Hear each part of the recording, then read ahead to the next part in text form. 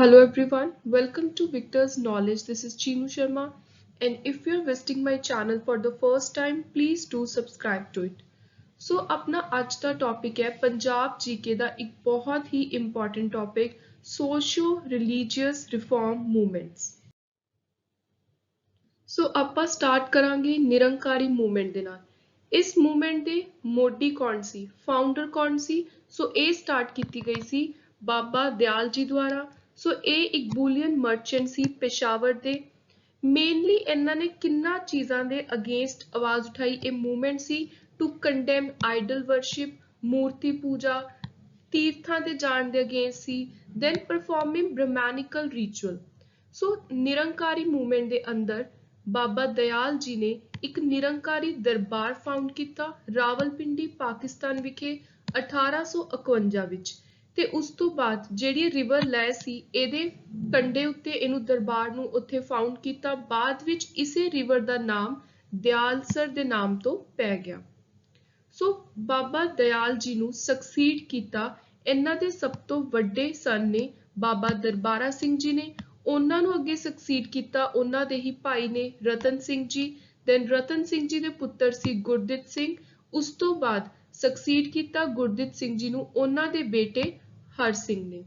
ਸੋ ਇਹ ਤੁਸੀਂ ਯਾਦ ਰੱਖਣੇ ਆ ਕੁਝ ਇੰਪੋਰਟੈਂਟ ਸਕਸੈਸਰਸ। ਤੇ ਇੱਕ ਹੋਰ ਬਹੁਤ ਜ਼ਰੂਰੀ ਗੱਲ ਆ ਕਿ ਜਦੋਂ ਭਾਰਤ ਤੇ ਪਾਕਿਸਤਾਨ ਦੀ ਆਜ਼ਾਦੀ ਹੋਈ, ਵੰਡ ਹੋਈ, ਪਾਰਟੀਸ਼ਨ ਹੋਈ, ਤਾਂ ਉਸ ਤੋਂ ਬਾਅਦ ਜਿਹੜਾ ਦਰਬਾਰ ਹੈ ਉਹਨੂੰ ਸ਼ਿਫਟ ਕਰ ਲਿਆ ਗਿਆ ਅੰਮ੍ਰਿਤਸਰ ਵਿੱਚ। ਬਾਅਦ ਵਿੱਚ ਅੰਮ੍ਰਿਤਸਰ ਤੋਂ ਬਦਲ ਕੇ ਚੰਡੀਗੜ੍ਹ ਉਹਨੂੰ ਸ਼ਿਫਟ ਕੀਤਾ। ਤੇ ਨਿਰੰਕਾਰ ਵਰਡ ਦਾ ਮਤਲਬ ਕੀ ਹੈ? ਸੋ ਇਹਦਾ ਮਤਲਬ ਹੈ formless one, reliance on the will of God. Next important movement ਹੈ ਰਾਧਾ ਸਵਾਮੀ ਮੂਵਮੈਂਟ। ਸੋ ਇਹਨੂੰ ਫਾਊਂਡ ਕੀਤਾ ਸੀ ਸ਼ਿਵ ਦਇਆਲ ਜੀ ਨੇ। ਆਗਰਾ ਦੇ ਰਹਿਣ ਵਾਲੇ ਸੀ, ਇੱਕ ਹਿੰਦੂ ਪਰਿਵਾਰ ਤੋਂ ਬਿਲੋਂਗ ਕਰਦੇ ਸੀ ਤੇ ਪੇਸ਼ੇ ਵਜੋਂ ਇੱਕ ਬੈਂਕਰ ਸੀ। ਸੋ ਇਹਨਾਂ ਨੇ ਜਿਹੜਾ ਰਾਧਾ ਆਪਣੀ ਆਤਮਾ ਹੈ, ਰਾਧਾ ਦਾ ਮਤਲਬ ਹੁੰਦਾ ਹੈ ਆਤਮਾ, ਸਵਾਮੀ ਦਾ ਮਤਲਬ ਹੁੰਦਾ ਹੈ ਮਾਸਟਰ। ਸੋ ਸੋਲ ਤੇ ਮਾਸਟਰ ਇਹ ਦੋ ਚੀਜ਼ਾਂ ਦਾ ਜੋੜ ਕੇ ਇਹਨਾਂ ਦੇ ਇਕੱਠ ਨੂੰ, ਯੂਨੀਅਨ ਨੂੰ ਉਹਨਾਂ ਨੇ ਰੱਬ ਦੇ ਨਾਮ ਦੇ ਨਾਲ ਜੋੜ ਕੇ ਡਿਸਕ੍ਰਾਈਬ ਕੀਤਾ। ਤੇ ਇਹੀ ਮੇਨ ਕਾਰਨ ਹੈ ਕਿ ਇਹ ਜਿਹੜੀ ਮੂਵਮੈਂਟ ਹੈ ਇਹਦਾ ਨਾਮ ਪਿਆ ਰਾਧਾ ਪਲਸ ਸਵਾਮੀ, ਰਾਧਾ ਸਵਾਮੀ ਮੂਵਮੈਂਟ। ਉਸ ਤੋਂ ਬਾਅਦ ਜਿਹੜਾ ਰਾਧਾ ਸਵਾਮੀ ਮੂਵਮੈਂਟ ਸੀ, ਮੇਨ ਜਿਹੜਾ ਪ੍ਰਭਾਵ ਸੀ, ਇਨਫਲੂਐਂਸ ਸੀ, ਉਹ ਆਪਣੇ ਆਦਿ ਗ੍ਰੰਥ ਜੀ ਦੇ ਟੀਚਿੰਗਸ ਦਾ ਸੀਗਾ। ਉਸ ਤੋਂ ਬਾਅਦ ਜਦੋਂ ਸ਼ਿਵ ਦਿਆਲ ਜੀ ਦੀ ਡੈਥ ਹੋ ਗਈ 1878 ਵਿੱਚ, ਤਾਂ ਰਾਧਾ ਸਵਾਮੀ ਦੋ ਹਿੱਸਿਆਂ ਦੇ ਵਿੱਚ ਵੰਡੇ ਗਏ। ਸੋ ਦੋ ਸੈਂਟਰ ਬਣ ਗਏ, ਇੱਕ ਆਗਰੇ ਦੇ ਵਿੱਚ, ਦੂਜਾ ਬਿਆਸ ਵਿੱਚ। ਸੋ ਬਿਆਸ ਵਿੱਚ ਉਹਨਾਂ ਦੇ ਹੀ ਡਿਸਿਪਲ ਜੈਮਲ ਸਿੰਘ ਜੀ ਨੇ ਸਟਾਰਟ ਕੀਤਾ। ਜੈਮਲ ਸਿੰਘ ਜੀ ਨੂੰ ਸਕਸੀਡ ਕੀਤਾ ਸਾਵਨ ਸਿੰਘ ਗਰੇਵਾਲ ਨੇ। ਉਸ ਤੋਂ ਬਾਅਦ ਜਗਤ ਸਿੰਘ ਜੀ ਤੇ ਫਿਰ ਚਰਨ ਸਿੰਘ। ਤੇ ਇੱਕ ਇਹਨਾਂ ਦੀ ਇੰਪੋਰਟੈਂਟ ਰਾਧਾ ਸਵਾਮੀਜ਼ ਦੀ ਮੈਡੀਟੇਸ਼ਨ ਪ੍ਰੈਕਟਿਸ ਹੁੰਦੀ ਹੈ ਜਿਹਦਾ ਨਾਮ ਹੈ ਸੂਰਤ ਸ਼ਬਦ ਯੋਗ। ਸੋ ਇਹ ਆਪਾਂ ਨੇ ਇੰਪੋਰਟੈਂਟ ਯਾਦ ਰੱਖਣਾ ਹੈ। ਤੇ ਇਹਨਾਂ ਦਾ ਮੇਨ ਬਿਲੀਫ ਕੀ ਹੁੰਦਾ? ਸੋ ਜਿਹੜੇ ਰਾਧਾ ਸਵਾਮੀ ਫੋਲੋ ਕਰਦੇ ਨੇ ਉਹ ਬਿਲੀਵ ਕਰਦੇ ਨੇ ਇਨ ਲਿਵਿੰਗ ਗੁਰੂ। ਸੋ ਇਹ ਕੁਝ ਇੰਪੋਰਟੈਂਟ ਪੁਆਇੰਟਸ, ਫੈਕਟਸ ਆਪਾਂ ਨੇ ਯਾਦ ਰੱਖਣੇ ਆ। ਸੋ ਨੈਕਸਟ ਇੰਪੋਰਟੈਂਟ ਮੂਵਮੈਂਟ ਆਉਂਦੀ ਹੈ ਨਾਮਧਾਰੀ ਕੂਕਾ ਮੂਵਮੈਂਟ। ਸੋ ਇਹ ਸਟਾਰਟ ਕੀਤੀ ਗਈ ਸੀ ਬਾਈ ਬਾਬਾ ਬਾਲਕ ਸਿੰਘ ਜੀ। ਤੇ ਇਹ ਫੋਲੋ ਕਿਹਨੂੰ ਕਰਦੇ ਸੀ? ਸੋ ਇਹ ਸੀ ਫੋਲੋਅਰ ਭਗਤ ਜਵਾਹਰ ਮਲ ਦੇ। ਸੋ ਇਹ ਇੰਪੋਰਟੈਂਟ ਨਾਮ ਆਪਾਂ ਯਾਦ ਰੱਖਣਾ। ਉਸ ਤੋਂ ਬਾਅਦ ਜਿੰਨੇ ਵੀ ਇਹਨਾਂ ਦੇ ਮੇਨ ਜੋ ਵੀ ਇਨਫਲੂਐਂਸ ਸੀ ਉਹ ਸੀਗਾ ਵੀ ਆਪਾਂ ਨੇ ਮੈਡੀਟੇਸ਼ਨ ਕਰਨੀ ਹੈ ਜ਼ਿਆਦਾ ਤੋਂ ਜ਼ਿਆਦਾ। ਸੋ ਰੱਬ ਦਾ ਨਾਮ, ਡਿਵਾਈਨ ਨੇਮ ਲੈਂਦੇ ਸੀ ਇਹ ਮੈਡੀਟੇਸ਼ਨ ਦੇ ਥਰੂ। ਉਸ ਤੋਂ ਬਾਅਦ ਬਾਬਾ ਬਾਲਕ ਸਿੰਘ ਜੀ ਦੀ ਡੈਥ ਤੋਂ ਪਹਿਲਾਂ ਉਹਨਾਂ ਨੇ ਆਪਣੇ ਫੋਲੋਅਰਸ ਨੂੰ, ਜਿਹੜੇ ਵੀ ਲੋਕ ਬਾਬਾ ਬਾਲਕ ਸਿੰਘ ਜੀ ਦੀਆਂ ਗੱਲਾਂ ਨੂੰ ਮੰਨਦੇ ਸੀ, ਉਹਨਾਂ ਨੂੰ ਜਗਿਆਸੀਸ ਦਾ ਨਾਮ ਦਿੱਤਾ। ਪਰ ਬਾਅਦ ਵਿੱਚ ਮਾਡਰਨ ਡਿਸੈਂਡੈਂਟਸ ਨੇ ਜਗਿਆਸੀਸ ਦੀ ਬਜਾਏ ਆਪਣਾ ਨਾਮ ਨਾਮਧਾਰੀ ਰੱਖਿਆ। ਸੋ ਇਸੇ ਤਰ੍ਹਾਂ ਜਿਹੜਾ ਟਾਈਟਲ ਹੈ ਉਹ ਨਾਮਧਾਰੀ ਪਿਆ। ਸੋ ਬਾਬਾ ਬਾਲਕ ਸਿੰਘ ਜੀ ਨੂੰ ਸਕਸੀਡ ਕੀਤਾ ਉਹਨਾਂ ਦੇ ਹੀ ਇੱਕ ਡਿਸਿਪਲ ਨੇ ਜਿਹੜੇ ਉਹਨਾਂ ਨੂੰ ਫੋਲੋ ਕਰਦੇ ਸੀ, ਬਾਬਾ ਰਾਮ ਸਿੰਘ ਜੀ। ਫਿਰ ਉਹਨਾਂ ਦੇ ਭਾਈ ਬਾਬਾ ਹਰੀ ਸਿੰਘ, ਦੈਨ ਉਹਨਾਂ ਦੇ ਬੇਟੇ ਬਾਬਾ ਪ੍ਰਤਾਪ ਸਿੰਘ, ਦੈਨ ਸਨ ਬਾਬਾ ਜਗਤ ਸਿੰਘ ਜੀ। ਤੇ ਨਾਮਧਾਰੀ ਮੂਵਮੈਂਟ ਨਾਲ ਰਿਲੇਟਿਡ ਦੋ ਇੰਪੋਰਟੈਂਟ ਸੈਂਟਰਸ ਨੇ, ਇੱਕ ਹੈ ਭੈਣੀ ਜ਼ਿਲ੍ਹਾ ਲੁਧਿਆਣਾ, ਦੂਜਾ ਜੀਵਨ ਨਗਰ, ਇਹ ਸਰਸਾ ਦੇ ਨੇੜੇ ਹੈ ਹਿਸਾਰ ਡਿਸਟ੍ਰਿਕਟ ਵਿੱਚ। सो कुछ इंपॉर्टेंट हुण आपां इंसीडेंट डिस्कस करांगे कूका मूवमेंट दे अंदर ਜਿਹੜੇ ਅੰਗਰੇਜ਼ਾਂ ਦੇ ਨਾਲ ਹੋਏ। ਸੋ ਇਹਨਾਂ ਦੇ ਵਿੱਚ ਆਪਾਂ ਨੇ ਪਹਿਲਾਂ ਇਹ ਯਾਦ ਰੱਖਣਾ ਵੀ ਜਿਹੜੇ ਫੋਲੋਅਰਸ ਨੇ ਕੂਕਾ ਮੂਵਮੈਂਟ ਦੇ ਉਹਨਾਂ ਦਾ ਮੇਨ ਬਿਲੀਫ ਕੀ ਹੈ। ਸੋ ਇੱਕ ਤਾਂ ਇਹ ਮੂਰਤੀ ਪੂਜਾ ਆਈਡਲ ਵਰਸ਼ਿਪਿੰਗ ਦੇ ਅਗੇਂਸਟ ਨੇ। ਦੂਜੇ ਜੋ ਵੀ ਬਾਬਾ ਰਾਮ ਸਿੰਘ ਜੀ ਨੂੰ ਫੋਲੋ ਕਰਦੇ ਸੀ ਉਹ ਸਿੱਧੀ ਪੱਗ ਸਟ੍ਰੇਟ ਟਰਬਨ ਪਹਿਨਦੇ ਨੇ ਤੇ ਨਾਲ ਹੀ ਵਾਈਟ ਵੁਲਨ ਰੋਜ਼ਰੀ। ਸੋ ਇਹ ਇਹਨਾਂ ਦਾ ਜਿਹੜਾ ਪਹਿਨਾਵਾ ਹੈ ਇਹ ਆਪਾਂ ਨੇ ਯਾਦ ਰੱਖਣਾ ਹੈ। ਸੋ ਇਹ ਜਦੋਂ ਮੈਡੀਟੇਸ਼ਨ ਕਰਦੇ ਆ ਜਿਹੜੇ ਵੀ ਕੂਕਾ ਮੂਵਮੈਂਟ ਦੇ ਨਾਲ ਰਿਲੇਟਡ ਨੇ ਫੋਲੋਅਰਸ ਨੇ ਨਾਮਧਾਰੀਜ਼ ਨੇ ਦੇ ਚੈਂਟ ਹਿਮਸ ਐਮਿਟਡ ਲਾਊਡ ਸ਼ਰੀਕਸ ਕੂਕਸ ਜਿੱਥੋਂ ਇਹਨਾਂ ਦਾ ਨਾਮ ਪਿਆ ਕੂਕਾਸ। ਸੋ ਜਿਹੜੇ ਬਾਬਾ ਰਾਮ ਸਿੰਘ ਜੀ ਸੀ ਇਹ ਕਾਓ ਪ੍ਰੋਟੈਕਸ਼ਨ ਨੂੰ ਲੈ ਕੇ ਬਹੁਤ ਹੀ ਜ਼ਿਆਦਾ ਆਰਡੈਂਟ ਪ੍ਰੋਟੈਕਟਰ ਸੀ। ਬਹੁਤ ਹੀ ਜ਼ਿਆਦਾ ਸਟਰੋਂਗਲੀ ਚਾਹੁੰਦੇ ਸੀ ਕਿ ਕੋਈ ਵੀ ਜਾਣਾ ਕਾਉਸ ਦੀ ਸਲੌਟਿੰਗ ਵਗੈਰਾ ਨਾ ਕਰੇ। ਸੋ ਇਸੇ ਚੀਜ਼ ਨੂੰ ਲੈ ਕੇ ਕੁਝ 2-3 ਬਹੁਤ ਵੱਡੇ ਹਿਸਟਰੀ ਦੇ ਵਿੱਚ ਇੰਸੀਡੈਂਟ ਹੋਏ ਨੇ ਰਿਲੇਟਡ ਟੂ ਕੂਕਾਸ। ਸੋ ਬਾਬਾ ਰਾਮ ਸਿੰਘ ਜੀ ਨੇ ਇੱਕ ਅਟੈਕ ਕੀਤਾ ਸਲੌਟਰ ਹਾਊਸ ਉੱਤੇ ਅੰਮ੍ਰਿਤਸਰ ਵਿੱਚ 1870 ਵਿੱਚ ਜਿੱਥੇ 4 ਬੂਚਰਸ ਦਾ ਮਰਡਰ ਕੀਤਾ ਗਿਆ। ਸਿਮਿਲਰ ਇੱਕ ਹੋਰ ਇੰਸੀਡੈਂਟ ਹੋਇਆ ਰਾਏਕੋਟ ਜ਼ਿਲ੍ਹਾ ਲੁਧਿਆਣਾ ਵਿੱਚ 15 ਜੁਲਾਈ 1871 ਨੂੰ। ਸੋ ਇਹ ਦੋਨੋਂ ਜਗ੍ਹਾ ਦੇ ਉੱਤੇ ਕਾਊ ਸਲੌਟਿੰਗ ਹੁੰਦੀ ਸੀ ਜਿਹਨੂੰ ਰੋਕਣ ਲਈ ਬਾਬਾ ਰਾਮ ਸਿੰਘ ਜੀ ਨੇ ਕਦਮ ਚੱਕੇ। ਉਸ ਤੋਂ ਬਾਅਦ ਇੱਕ ਬਹੁਤ ਵੱਡਾ ਇੰਸੀਡੈਂਟ ਹੋਇਆ ਜਿਹੜਾ ਆਪਾਂ ਸਾਰਿਆਂ ਨੂੰ ਆਲਮੋਸਟ ਪਤਾ ਹੈ ਹਿਸਟਰੀ ਦਾ ਪੰਜਾਬ ਹਿਸਟਰੀ ਦਾ। ਸੋ 11 ਜਨਵਰੀ 1872 ਨੂੰ ਕੁੱਲ 100 ਦੇ ਕਰੀਬ ਕੂਕਾਸ ਭੈਣੀ ਵਿਖੇ ਮਿਲੇ। ਭੈਣੀ ਕਿੱਥੇ ਹੈ? ਜ਼ਿਲ੍ਹਾ ਲੁਧਿਆਣਾ। ਉੱਥੇ ਮਿਲ ਕੇ ਸੈਲੀਬ੍ਰੇਟ ਕਰਨੀ ਸੀ ਲੋਹੜੀ। ਸੋ ਲੋਹੜੀ ਦਾ ਤਿਉਹਾਰ ਸੀ ਉਹਨਾਂ ਨੇ ਮਿਲ ਕੇ ਉੱਥੇ ਮਨਾਉਣਾ ਸੀ ਤੇ ਬਾਬਾ ਰਾਮ ਸਿੰਘ ਜੀ ਨੇ ਜਿੰਨੇ ਵੀ ਉਹਨਾਂ ਦੇ ਫੋਲੋਅਰ ਸੀ ਉਹਨਾਂ ਨੂੰ ਕਿਹਾ ਸੀ ਕਿ ਆਪਾਂ ਹੁਣ ਇੱਕ ਤਿਉਹਾਰ ਮਨਾਉਣ ਆ ਰਹੇ ਆਪਾਂ ਨੇ ਸ਼ਾਂਤੀ ਨਾਲ ਇਸ ਚੀਜ਼ ਨੂੰ ਮਨਾਉਣਾ ਕਿਤੇ ਵੀ ਆਪਾਂ ਨੇ ਕੋਈ ਵੀ ਸ਼ਾਂਤੀ ਵਗੈਰਾ ਭੰਗ ਨਹੀਂ ਕਰਨੀ। ਪਰ ਕੁਝ ਫੋਲੋਅਰ ਸੀ ਜਿਹੜੇ ਉਹਨਾਂ ਨੇ ਬਿਨਾਂ ਬਾਬਾ ਰਾਮ ਸਿੰਘ ਜੀ ਦੇ ਨਾਲ ਡਿਸਕਸ ਕੀਤੇ ਪਲਾਨ ਕਰ ਲਿਆ ਵੀ ਭੈਣੀ ਦੇ ਹੀ ਨੇੜੇ ਜਿਹੜਾ ਮਲੇਰਕੋਟਲਾ ਸ਼ਹਿਰ ਹੈ ਹੁਣ ਜਿਹੜਾ ਰੀਸੈਂਟਲੀ 23rd ਡਿਸਟ੍ਰਿਕਟ ਬਣਿਆ ਆਪਾਂ ਨੂੰ ਪਤਾ ਹੈ ਉੱਥੇ ਜਿਹੜੇ ਬੂਚਰ ਸੀ ਕਾਊ ਸਲੌਟਿੰਗ ਵਗੈਰਾ ਹੁੰਦੀ ਸੀ ਉਹਨਾਂ ਦਾ ਮਰਡਰ ਕਰਨ ਦਾ ਪਲਾਨ ਬਣਾ ਲਿਆ। ਸੋ ਉਸ ਤੋਂ ਬਾਅਦ ਜਿਹੜੇ ਕੁਝ ਇਹ ਅਲੱਗ ਫੋਲੋਅਰ ਸੀ ਇਹ ਭੈਣੀ ਤੋਂ ਚੱਲੇ। ਉਸ ਤੋਂ ਬਾਅਦ ਜਾਂਦੇ ਜਾਂਦੇ ਇਹਨਾਂ ਨੇ ਮਲੌਦ ਵਿਖੇ ਇੱਕ ਸਰਦਾਰ ਬਦਨ ਸਿੰਘ ਦਾ ਘਰ ਪੈਂਦਾ ਸੀ ਉੱਥੇ ਉਹਨਾਂ ਨੇ ਹਥਿਆਰ ਵਗੈਰਾ ਉੱਥੋਂ ਚੱਕਣੇ ਸੀ। ਸੋ ਉਹਨਾਂ ਦੇ ਘਰ ਉੱਤੇ ਅਟੈਕ ਕੀਤਾ। ਉੱਥੇ ਕੀ ਹੋਇਆ ਸਰਦਾਰ ਬਦਨ ਸਿੰਘ ਦੇ ਜਿਹੜੇ ਬੰਦੇ ਸੀ ਉਹਨਾਂ ਨੇ ਉਲਟਾ ਅਟੈਕ ਕਰਤਾ ਕੂਕਾਸ ਉੱਤੇ। ਸੋ ਇਹਦਾ ਰਿਜ਼ਲਟ ਕੀ ਹੋਇਆ ਵੀ 8 ਪੁਲਿਸਮੈਨ ਤੇ 7 ਕੂਕਾਸ ਨੇ ਉੱਥੇ ਹੀ ਇਸੇ ਇਨਸੀਡੈਂਟ ਤੋਂ ਬਾਅਦ ਜਿਹੜਾ ਮਲੌਦ ਵਿੱਚ ਹੋਇਆ ਆਪਣੀ ਜਾਨ ਗਵਾਈ। ਉਸ ਤੋਂ ਬਾਅਦ ਐਲ ਕਾਊਵਨ ਜਿਹੜੇ ਡੀਸੀ ਸੀ ਲੁਧਿਆਣਾ ਦੇ ਉਸ ਸਮੇਂ ਦੇ 1872 ਦੇ ਸਮੇਂ ਦੇ ਉਹ ਮਲੇਰਕੋਟਲਾ ਪਹੁੰਚੇ ਜਦੋਂ ਉਹਨਾਂ ਨੂੰ ਇਸ ਇਨਸੀਡੈਂਟ ਦੀ ਖਬਰ ਹੋਈ ਕਿ ਕਿਤੇ ਸ਼ਾਂਤੀ ਭੰਗ ਕਰਨ ਦੀ ਜਿਹੜੀ ਪਲਾਨਿੰਗ ਉਹ ਚੱਲ ਰਹੀ ਹੈ ਐਵੇਂ ਦਾ ਇੱਕ ਇਨਸੀਡੈਂਟ ਹੋ ਗਿਆ। ਸੋ ਬਿਨਾਂ ਕਿਸੇ ਦੀ ਸੁਣਵਾਈ ਕੀਤੇ ਬਿਨਾਂ ਕਿਸੇ ਟ੍ਰਾਇਲ ਤੋਂ ਐਲ ਕਾਊਵਨ ਨੇ ਗਨਸ ਦੇ ਨਾਲ ਕੁੱਲ 66 ਕੂਕਾਸ ਨੂੰ ਬਲੋ ਕੀਤਾ। 17 ਜਨਵਰੀ 1872 ਦਾ ਇਹ ਇਨਸੀਡੈਂਟ ਆ। ਇਹ ਡੇਟ ਬਹੁਤ ਜ਼ਿਆਦਾ ਇੰਪੋਰਟੈਂਟ ਆ। ਸੋ ਇਸੇ ਇਨਸੀਡੈਂਟ ਦੇ ਚੱਲਦੇ ਹੋਏ ਬਾਬਾ ਰਾਮ ਸਿੰਘ ਜੀ ਨੂੰ ਇਲਾਹਾਬਾਦ ਜੇਲ੍ਹ ਵਿੱਚ ਰੱਖਿਆ ਗਿਆ। ਉਸ ਤੋਂ ਬਾਅਦ ਉਹਨਾਂ ਨੂੰ ਰੰਗੂਨ ਭੇਜਤਾ ਜਿੱਥੇ ਉਹਨਾਂ ਦੀ 29 ਨਵੰਬਰ 1884 ਨੂੰ ਡੈਥ ਹੋ ਗਈ। ਸੋ ਉਸ ਤੋਂ ਬਾਅਦ ਆਉਂਦੀ ਹੈ ਸਿੰਘ ਸਭਾ ਮੂਵਮੈਂਟ। ਹੁਣ ਟਾਈਮ ਇਸ ਤਰ੍ਹਾਂ ਦਾ ਚੱਲ ਰਿਹਾ ਸੀ ਵੀ ਨਾਮਧਾਰੀ ਅਨਰੈਸਟ ਹੋਈ ਕਿੰਨੇ ਲੋਕ ਉਹਦੇ ਵਿੱਚ ਡੈਥ ਹੋਈ ਕਿੰਨੇ ਲੋਕਾਂ ਦੀ। ਫਿਰ ਕਿਤੇ ਨਾ ਕਿਤੇ ਜਿਹੜੇ ਹਿੰਦੂ ਸੀ ਉਹ ਆਰਐਸ ਮਾਝੀਆਂ ਦੇ ਥਰੂ ਸਨਾਤਨ ਧਰਮੀ ਇਸ ਤਰ੍ਹਾਂ ਦੇ ਨਾਲ ਆਪਣੇ ਆਪ ਨੂੰ ਕਿਤੇ ਨਾ ਕਿਤੇ ਸਟਰੋਂਗ ਕਰਦੇ ਜਾ ਰਹੇ ਸੀ। ਕ੍ਰਿਸਚੀਅਨ ਕਨਵਰਟ ਹੁੰਦੇ ਜਾ ਰਹੇ ਸੀ ਲੋਕ ਕ੍ਰਿਸਚੀਅਨ ਨੂੰ ਬਹੁਤ ਜ਼ਿਆਦਾ ਫੋਲੋ ਕਰਨ ਲੱਗ ਗਏ ਸੀ ਕ੍ਰਿਸਚੈਨਿਟੀ ਨੂੰ ਕਿਉਂਕਿ ਕਿਤੇ ਨਾ ਕਿਤੇ ਉਹ ਬ੍ਰਿਟਿਸ਼ਰਸ ਦਾ ਸਮਾਂ ਸੀ ਤੇ ਉਸ ਚੀਜ਼ ਦਾ ਵੀ ਇਨਫਲੂਐਂਸ ਚੱਲ ਰਿਹਾ ਸੀ। ਤੇ ਇਹ ਸਾਰੀਆਂ ਚੀਜ਼ਾਂ ਦੇ ਵਿੱਚ ਜਿਹੜਾ ਸਿੱਖੀਜ਼ਮ ਸੀ ਉਹ ਸਿੱਖ ਰਿਲੀਜਨ ਦੇ ਜਿਹੜੇ ਫਾਊਂਡੇਸ਼ਨ ਸੀ ਉਹਨਾਂ ਦੀ ਨੀਂਹ ਸੀ ਉਹ ਕਿਤੇ ਨਾ ਕਿਤੇ ਕਮਜ਼ੋਰ ਹੁੰਦੀ ਜਾ ਰਹੀ ਸੀ। ਸੋ ਕੁਝ ਇੰਪੋਰਟੈਂਟ ਪ੍ਰੋਮੀਨੈਂਟ ਸਟਰੋਂਗ ਸਿੱਖ ਇਸ ਚੀਜ਼ ਦੇ ਖਿਲਾਫ ਖੜੇ ਹੋਏ ਕਿ ਹੁਣ ਸਮਾਂ ਆ ਗਿਆ ਆਪਾਂ ਨੂੰ ਸਿੱਖੀਜ਼ਮ ਨੂੰ ਸਟਰੋਂਗ ਕਰਨ ਦੀ ਸਟਰੈਂਥਨ ਕਰਨ ਦੀ ਲੋੜ ਹੈ। ਸੋ ਕੁਝ ਇੰਪੋਰਟੈਂਟ ਸਿੱਖਸ ਤੇ ਜਿਨ੍ਹਾਂ ਦੇ ਵਿੱਚੋਂ ਮੇਨ ਇੰਪੋਰਟੈਂਟ ਨਾਮ ਆਉਂਦਾ ਸਰਦਾਰ ਠਾਕੁਰ ਸਿੰਘ ਸੰਧਾਵਾਲੀਆ ਜੀ ਜਿਹੜੇ ਕਿ ਸਿੰਘ ਸਭਾ ਮੂਵਮੈਂਟ ਦੇ ਚੇਅਰਮੈਨ ਬਣੇ। ਗਿਆਨੀ ਗਿਆਨ ਸਿੰਘ ਇਹ ਸੈਕਟਰੀ ਬਣੇ। ਇਹਨਾਂ ਨੇ ਇੱਕ श्री गुरु सिंह सभा नाम ਦੀ ਐਸੋਸੀਏਸ਼ਨ ਆਰਗੇਨਾਈਜੇਸ਼ਨ ਬਣਾ ਲਈ ਤੇ ਇਸ ਆਰਗੇਨਾਈਜੇਸ਼ਨ ਦੀ ਪਹਿਲੀ ਮੀਟਿੰਗ ਹੋਈ ਸੀ 1 ਅਕਤੂਬਰ 1873 ਨੂੰ। ਸੋ ਤੁਸੀਂ ਯਾਦ ਰੱਖਣਾ ਹੈ ਅੰਮ੍ਰਿਤਸਰ ਵਿਖੇ। ਉਸ ਤੋਂ ਬਾਅਦ ਨਵੰਬਰ 1879 ਦੇ ਵਿੱਚ ਜਿਹੜੀ ਸਿੰਘ ਸਭਾ ਲਾਹੌਰ ਵਾਲੀ ਸੀ ਉਹ ਬਣੀ ਤੇ ਇਹਨੂੰ ਬਣਾਇਆ ਗਿਆ ਪ੍ਰੋਫੈਸਰ ਗੁਰਮੁਖ ਸਿੰਘ ਦੇ ਦੁਆਰਾ। ਉਸ ਤੋਂ ਬਾਅਦ ਜਿਹੜੀ ਲਾਹੌਰ ਵਾਲੀ ਸਿੰਘ ਸਭਾ ਸੀ ਇਹਨੇ ਆਪਣੇ ਆਪ ਨੂੰ ਅੰਮ੍ਰਿਤਸਰ ਵਾਲੀ ਸਿੰਘ ਸਭਾ ਦੇ ਨਾਲ ਐਫੀਲੀਏਟ ਕਰਵਾ ਲਿਆ, ਜੋੜ ਲਿਆ। ਫਿਰ ਇੱਕ ਬਹੁਤ ਜ਼ਿਆਦਾ ਇੰਪੋਰਟੈਂਟ ਡੇਟ, ਈਅਰ ਤੇ ਨਾਮ ਆਪਣੇ ਲਈ ਯਾਦ ਕਰਨ ਲਈ ਇੰਪੋਰਟੈਂਟ ਹੈ ਐਗਜ਼ਾਮ ਦੇ ਲਈ ਵੀ ਸਿੰਘ ਸਭਾ ਅੰਮ੍ਰਿਤਸਰ ਇਹ ਮੇਨ ਬੋਡੀ ਸੀਗੀ। ਜਿਹੜੀ ਲਾਹੌਰ ਵਾਲੀ ਸੀ ਉਹਦੀ ਇੱਕ ਸਬਸਿਡਰੀ ਸੀ, ਛੋਟੀ ਸੀ ਤੇ ਅਪ੍ਰੈਲ 1980 ਦੇ ਵਿੱਚ ਇਹ ਈਅਰ ਤੇ ਡੇਟ ਮੰਥ ਤੁਹਾਡੇ ਲਈ ਬਹੁਤ ਇੰਪੋਰਟੈਂਟ ਹੈ ਯਾਦ ਰੱਖਣਾ ਵੀ ਸਿੰਘ ਸਭਾ ਅੰਮ੍ਰਿਤਸਰ ਨੇ ਆਪਣਾ ਨਾਮ ਬਦਲ ਕੇ ਖਾਲਸਾ ਦੀਵਾਨ ਅੰਮ੍ਰਿਤਸਰ ਰੱਖਿਆ 1980 ਵਿੱਚ।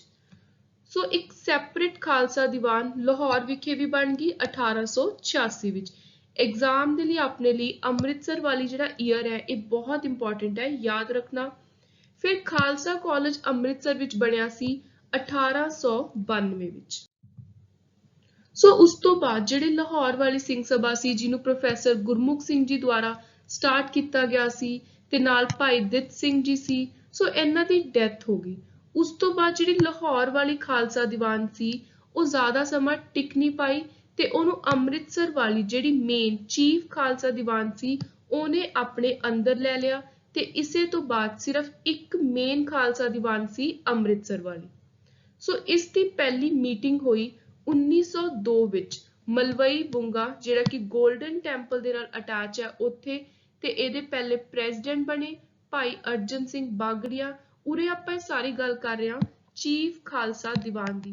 ਸੋ ਤੁਸੀਂ ਇਹ ਅਲੱਗ-ਅਲੱਗ ਨਾਮ ਤੇ ਉਹਨਾਂ ਦੇ ਚੇਅਰਮੈਨ, ਪ੍ਰੈਜ਼ੀਡੈਂਟ, ਸੈਕਟਰੀ ਯਾਦ ਰੱਖਣੇ ਹੈ ਵੀ ਸਭ ਤੋਂ ਪਹਿਲਾਂ ਸਿੰਘ ਸਭਾ ਜਿਹੜੀ ਬਦਲ ਕੇ ਖਾਲਸਾ ਦੀਵਾਨ ਬਣੀ। ਖਾਲਸਾ ਦੀਵਾਨ ਜਦੋਂ ਇੱਕ ਹੋ ਗਈ ਤਾਂ ਫਿਰ ਉਹ ਬਣੀ ਚੀਫ ਖਾਲਸਾ ਦੀਵਾਨ ਅੰਮ੍ਰਿਤਸਰ। ਸੋ ਪਹਿਲੇ ਪ੍ਰੈਜ਼ੀਡੈਂਟ ਸੀ ਭਾਈ ਅਰਜਨ ਸਿੰਘ ਬਾਗੜੀਆ, ਦੈਨ ਸੈਕਟਰੀ ਸਰਦਾਰ ਸੁੰਦਰ ਸਿੰਘ ਮਜੀਠੀਆ। ਇਹ ਕੁਐਸਚਨ ਬਹੁਤ ਵਾਰ ਐਗਜ਼ਾਮ ਚ ਆਇਆ ਤੇ ਜਿਹੜੀ ਇਹਦੀ ਮੈਂਬਰਸ਼ਿਪ ਸੀ, ਜੇ ਕਿਸੇ ਨੇ ਵੀ ਚੀਫ ਖਾਲਸਾ ਦੀਵਾਨ ਦਾ ਮੈਂਬਰ ਬਣਨਾ ਸੀ ਤਾਂ ਉਹਦੇ ਲਈ ਇੱਕ ਇੰਪੋਰਟੈਂਟ ਚੀਜ਼ ਸੀ ਕਿ ਸਾਰੇ ਅੰਮ੍ਰਿਤਧਾਰੀ ਸਿੱਖ ਦੇ ਲਈ ਇਹ ਮੈਂਬਰਸ਼ਿਪ ਓਪਨ ਸੀ। ਤੇ ਹੁਣ ਕੁਝ ਮੇਨ ਅਚੀਵਮੈਂਟਸ ਜਿਹੜੀਆਂ ਹਾਸਿਲ ਕੀਤੀਆਂ ਇਹ ਮੂਵਮੈਂਟ ਦੇ ਅੰਦਰ।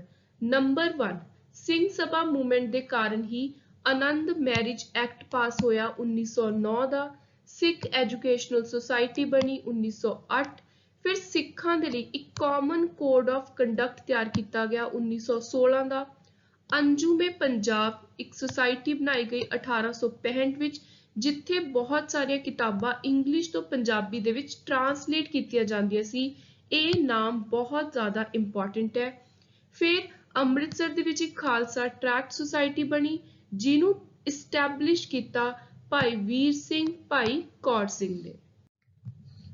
ਫਿਰ 1914 ਤੋਂ ਬਾਅਦ ਜਿਹੜੀ ਚੀਫ ਖਾਲਸਾ ਦੀਵਾਨ ਸੀ ਹੌਲੀ ਹੌਲੀ ਇਹਨੇ ਆਪਣਾ ਹੋਲਡ ਸੀ ਜਿਹੜਾ ਸਿੱਖਾਂ ਉੱਤੇ ਉਹ ਖੋਣਾ ਸ਼ੁਰੂ ਕਰਤਾ ਕਿਉਂਕਿ ਕਿਤੇ ਨਾ ਕਿਤੇ ਚੀਫ ਖਾਲਸਾ ਦੀਵਾਨ ਦੇ ਜਿਹੜੇ ਵਿੱਚ ਮੈਂਬਰ ਸੀ ਉਹ ਬ੍ਰਿਟਿਸ਼ਰਸ, ਉਹ ਸਰਕਾਰ ਦੇ ਨਾਲ ਉਹਨਾਂ ਦੀਆਂ ਪਾਲਿਸੀਜ਼ ਦੇ ਮੁਤਾਬਿਕ ਚੱਲਣ ਲੱਗ ਗਏ। ਸੋ ਜਿਹੜੇ ਅਸਲੀ ਵਿੱਚ ਸਿੱਖ ਸੀ ਉਹਨਾਂ ਨੂੰ ਥੋੜੀ ਬਹੁਤ ਇਹ ਚੀਜ਼ਾਂ ਖਟਕਣ ਲੱਗ ਗਈਆਂ। ਸੋ ਹੌਲੀ ਹੌਲੀ ਚੀਫ ਖਾਲਸਾ ਦੀਵਾਨ ਆਪਣੇ ਵਿੱਚੋਂ ਮੈਂਬਰਸ ਨੂੰ ਲੂਜ਼ ਕਰਦੀ ਗਈ ਤੇ ਇਹਦੀ ਇੰਪੋਰਟੈਂਸ ਘਟਦੀ ਰਹੀ। ਸੋ ਜਿਹੜੀ ਮੇਨ ਡਿਸਕੰਟੈਂਟ ਦੀ ਫੀਲਿੰਗ ਆਈ ਲੋਕਾਂ ਦੇ ਅੰਦਰ ਉਹ ਆਈ ਗਦਰ ਮੂਵਮੈਂਟ ਤੋਂ ਬਾਅਦ, ਕਾਮਾਗਾਟਾ ਮਾਰੂ, ਦੈਨ ਰਕਾਬਗੰਜ ਅਫੇਅਰ, ਫਿਰ ਜਲਿਆਂਵਾਲਾ ਬਾਗ ਜਿਹੜਾ ਮੈਸੇਕਰ ਹੋਇਆ ਸੀ ਉਹਨਾਂ ਚੀਜ਼ਾਂ ਤੋਂ ਬਾਅਦ। ਕਿਉਂਕਿ ਇਹ ਜਦੋਂ ਮੇਨ ਚੀਜ਼ਾਂ ਹੋਈਆਂ ਤਾਂ ਫਿਰ ਸਿੱਖਾਂ ਨੂੰ ਫੀਲ ਹੋਇਆ ਕਿ ਸਾਨੂੰ ਹੁਣ ਆਪਣੀ ਅਲੱਗ ਇੱਕ ਮੇਨ ਜਿਹੜੇ ਸਿੱਖ ਨੇ ਉਹਨਾਂ ਦੇ ਰਿਲੀਜੀਅਸ ਸੋਸ਼ਲ ਆਰਗੇਨਾਈਜੇਸ਼ਨ ਦੀ ਬਜਾਏ ਇੱਕ ਪੋਲੀਟੀਕਲ ਸਰਕਾਰ ਦੇ ਨਾਲ ਇੱਕ ਟਾਕਰਾ ਕਰਨ ਵਾਲੀ ਪੋਲੀਟੀਕਲ ਬਾਡੀ ਬਣਾਉਣ ਦੀ ਲੋੜ ਆ। ਸੋ ਸਿੱਖਾਂ ਨੇ ਆਪਣੀ ਇੱਕ ਪੋਲੀਟੀਕਲ ਬਾਡੀ ਬਣਾਈ ਸਿੱਖ ਲੀਗ ਤੇ ਉਹਦਾ ਪਹਿਲਾ ਸੈਸ਼ਨ, ਪਹਿਲੀ ਮੀਟਿੰਗ ਕੀਤੀ ਅੰਮ੍ਰਿਤਸਰ ਵਿੱਚ 1919 ਚ ਤੇ ਇਸੇ ਦੇ ਅੰਦਰ ਹੀ ਇੱਕ ਪਹਿਲਾ ਪੇਪਰ ਸਟਾਰਟ ਕੀਤਾ ਗਿਆ ਜਿਹਦਾ ਨਾਮ ਸੀ ਅਕਾਲੀ ਤੇ ਇਹ ਚਲਾਇਆ ਗਿਆ ਲਾਹੌਰ ਵਿੱਚ। ਸੋ ਅਕਾਲੀ ਵਰਡ ਹੈ ਜਿਹੜਾ ਅਕਾਲੀ ਨਿਊਜ਼ਪੇਪਰ ਸਟਾਰਟ ਕੀਤਾ ਗਿਆ ਲਾਹੌਰ ਵਿੱਚ। ਇਹ ਉਰੋਂ ਸਟਾਰਟ ਹੁੰਦਾ 1919 सिख लीग तो अंदरों। फिर आउंदी है Akali movement, gurdwara reform movement. ਹੁਣ ਕੀ ਟਾਈਮ ਆ ਗਿਆ ਸੀ, ਆਪਾਂ ਨੇ ਪੜਿਆ ਵੀ ਚੀਫ ਖਾਲਸਾ ਦੀਵਾਨ ਤੋਂ ਵੀ ਕੁਝ ਜ਼ਿਆਦਾ ਕੰਮ ਨਹੀਂ ਹੋ ਪਾਇਆ, ਆਲਦੋ ਉਹਨਾਂ ਨੇ ਕਾਫੀ ਸਾਰੀਆਂ ਮੇਨ ਇੰਪੋਰਟੈਂਟ ਸਿੱਖੀਜ਼ਮ ਨੂੰ ਸਟਰੈਂਥਨ ਕਰਨ ਲਈ ਆਰਗੇਨਾਈਜੇਸ਼ਨ ਸੁਸਾਇਟੀਜ਼ ਵਗੈਰਾ ਚਲਾਈਆਂ, ਕੁਝ ਇੰਪੋਰਟੈਂਟ ਲਾਜ਼ ਵਗੈਰਾ ਪਾਸ ਕਰਵਾਏ, ਪਰ ਸਟਿਲ ਜਿਹੜਾ ਮੇਨ ਇੱਕ ਸਿੱਖ ਧਰਮ ਦੀ ਸਟਰੈਂਥ ਨੂੰ ਲੈ ਕੇ ਮੁੱਦਾ ਸੀ ਉਹ ਉਵੇਂ ਦਾ ਉਵੇਂ ਹੀ ਰਹਿ ਗਿਆ ਸੀ। ਗੁਰਦੁਆਰਿਆਂ ਦੀ ਜਿਹੜੀ ਸਟਰੋਂਗ ਪ੍ਰੋਟੈਕਸ਼ਨ ਚਾਹੀਦੀ ਸੀ ਉਹ ਕਿਤੇ ਨਾ ਕਿਤੇ ਗਾਇਬ ਸੀ। ਸੋ ਇਸੇ ਚੀਜ਼ ਨੂੰ ਲੈ ਕੇ ਇੰਪੋਰਟੈਂਟ ਮੂਵਮੈਂਟ ਆਈ Akali movement, Gurdwara reform movement. So ਇਹਦੇ ਚੱਲਦੇ ਹੋਏ ਅਕਾਲ ਤਖਤ ਤੋਂ ਇੱਕ ਸਿੱਖਾਂ ਦੀ ਅਸੈਂਬਲੀ ਆਰਗੇਨਾਈਜ਼ ਕਰਨ ਦਾ ਇੱਕ ਫਰਮਾਨ ਜਾਰੀ ਕਰਤਾ, ਸੰਮਨ ਕਰਤਾ। ਸੋ 15 ਨਵੰਬਰ 1920 ਨੂੰ ਮੀਟਿੰਗ ਕਰਵਾਉਣ ਦੀ ਗੱਲ ਹੋਈ। So a mandate was issued from Akal Takht summoning an assembly of Sikh to meet on 15 ਨਵੰਬਰ 1920। ਸੋ ਜਿਹੜੀ ਮੀਟਿੰਗ ਹੋਣੀ ਸੀ ਇਹਦੇ ਅੰਦਰ ਕਿਹਾ ਗਿਆ ਵੀ ਗੋਲਡਨ ਟੈਂਪਲ ਇਹਦੇ ਕੰਟਰੋਲ ਨੂੰ, ਇਹਦੇ ਨੂੰ ਗਵਰਨ ਕਰਨ ਦੇ ਲਈ, ਚਲਾਉਣ ਦੇ ਲਈ ਇੱਕ ਇੰਪੋਰਟੈਂਟ ਆਪਾਂ ਨੂੰ ਪੰਥ ਦੀ ਰੈਪਰੈਜ਼ੈਂਟੇਟਿਵ ਬੋਡੀ ਚਾਹੀਦੀ ਹੈ, ਇੱਕ ਇਲੈਕਟਿਡ ਬੋਡੀ ਚਾਹੀਦੀ ਹੈ, ਪ੍ਰੋਪਰ ਮੈਂਬਰਸ ਚੁਣੇ ਹੋਏ। ਪਰ ਉਸ ਟਾਈਮ ਜਿਹੜੀ ਪੰਜਾਬ ਸਰਕਾਰ ਸੀ ਤੇ ਮਹਾਰਾਜਾ ਪਟਿਆਲਾ ਦਾ ਸੀ, ਉਹਨਾਂ ਦੋਨਾਂ ਦੀ ਮਦਦ ਦੇ ਨਾਲ ਉਹ ਕੀ ਕਰ ਰਹੇ ਸੀ, ਉਹ ਸਿੱਖਾਂ ਦੀ ਇਸ ਕੋਸ਼ਿਸ਼ ਨੂੰ ਜਿਹੜੀ ਉਹ ਆਪਣੇ ਪ੍ਰੋਪਰ ਅਲੱਗ ਤੋਂ ਆਰਗੇਨਾਈਜੇਸ਼ਨ ਕਮੇਟੀ ਬਣਾਉਣਾ ਚਾਹੁੰਦੇ ਸੀ, ਗੁਰਦੁਆਰਿਆਂ ਦੇ ਪ੍ਰਬੰਧ ਨੂੰ ਲੈ ਕੇ, ਉਹਨਾਂ ਦੇ ਮੇਨ ਸਟਰੋਂਗ ਕੰਟਰੋਲ ਨੂੰ ਲੈ ਕੇ ਉਸ ਚੀਜ਼ ਨੂੰ ਕਿਤੇ ਨਾ ਕਿਤੇ ਰੋਕਣਾ ਚਾਹੁੰਦੇ ਸੀ। So despite the alliance of mahant, the government and hired a detachment to prevent the Akali from convening their meeting। So Akalis ਨੂੰ ਬਹੁਤ ਕੋਸ਼ਿਸ਼ ਕੀਤੀ ਰੋਕਣ ਦੀ ਕਿ ਕੋਈ ਮੀਟਿੰਗ ਨਾ ਕਰ ਸਕਣ, ਪਰ ਅਕਾਲੀ ਸਕਸੈਸਫੁਲ ਰਹੇ in organizing Shiromani Gurdwara Prabandhak committee. So ਤੁਸੀਂ ਹੁਣ ਯਾਦ ਰੱਖਣਾ ਵੀ ਸ਼੍ਰੋਮਣੀ ਗੁਰਦੁਆਰਾ ਪ੍ਰਬੰਧਕ ਕਮੇਟੀ ਕਿਹੜੀ ਇੰਪੋਰਟੈਂਟ ਮੂਵਮੈਂਟ ਚੋਂ ਆਈ ਹੈ। ਸੋ ਇਹਦਾ ਜਿਹੜਾ ਪੂਰਾ ਬੈਕਗਰਾਉਂਡ ਹੈ ਉਹ ਵੀ ਤੁਸੀਂ ਆਪਣੇ ਦਿਮਾਗ 'ਚ ਰੱਖਣਾ ਹੈ। ਸੋ ਇਹ ਜਿਹੜੀ ਕਮੇਟੀ ਹੈ ਇਹਦਾ ਮੇਨ ਕੰਮ ਹੈ ਕਿ ਜਿੰਨੇ ਵੀ ਗੁਰਦੁਆਰੇ ਨੇ ਉਹਨਾਂ ਦੀ ਐਡਮਿਨਿਸਟ੍ਰੇਸ਼ਨ ਦੇਖ-ਰੇਖ ਆਪਣੇ ਅੰਦਰ ਲੈ ਕੇ ਆਉਣੀ। ਸੋ ਪਹਿਲਾ ਸੈਸ਼ਨ ਹੋਇਆ ਅਕਾਲ ਤਖਤ ਤੇ 12 ਦਸੰਬਰ 1920 ਨੂੰ ਤੇ ਇਹਦੇ ਵਿੱਚ ਕੁਝ ਇੰਪੋਰਟੈਂਟ ਅਪਾਇੰਟਮੈਂਟਸ ਹੋਈਆਂ। ਸੋ ਇਹ ਨਾਮ ਤੁਸੀਂ ਐਗਜ਼ਾਮ ਦੇ ਲਈ ਯਾਦ ਰੱਖਣੇ ਨੇ। ਪ੍ਰੈਜ਼ੀਡੈਂਟ ਬਣਾਇਆ ਗਿਆ ਸੁੰਦਰ ਸਿੰਘ ਮਜੀਠੀਆ ਨੂੰ, ਹਰਬੰਸ ਸਿੰਘ ਆਫ ਅਟਾਰੀ ਨੂੰ ਵਾਈਸ ਪ੍ਰੈਜ਼ੀਡੈਂਟ, ਭਾਈ ਜੋਤ ਸਿੰਘ ਨੂੰ ਸੈਕਟਰੀ। ਸੋ ਉਸ ਤੋਂ ਬਾਅਦ ਹੋਇਆ ਤਰਨ ਤਾਰਨ ਮੋਰਚਾ।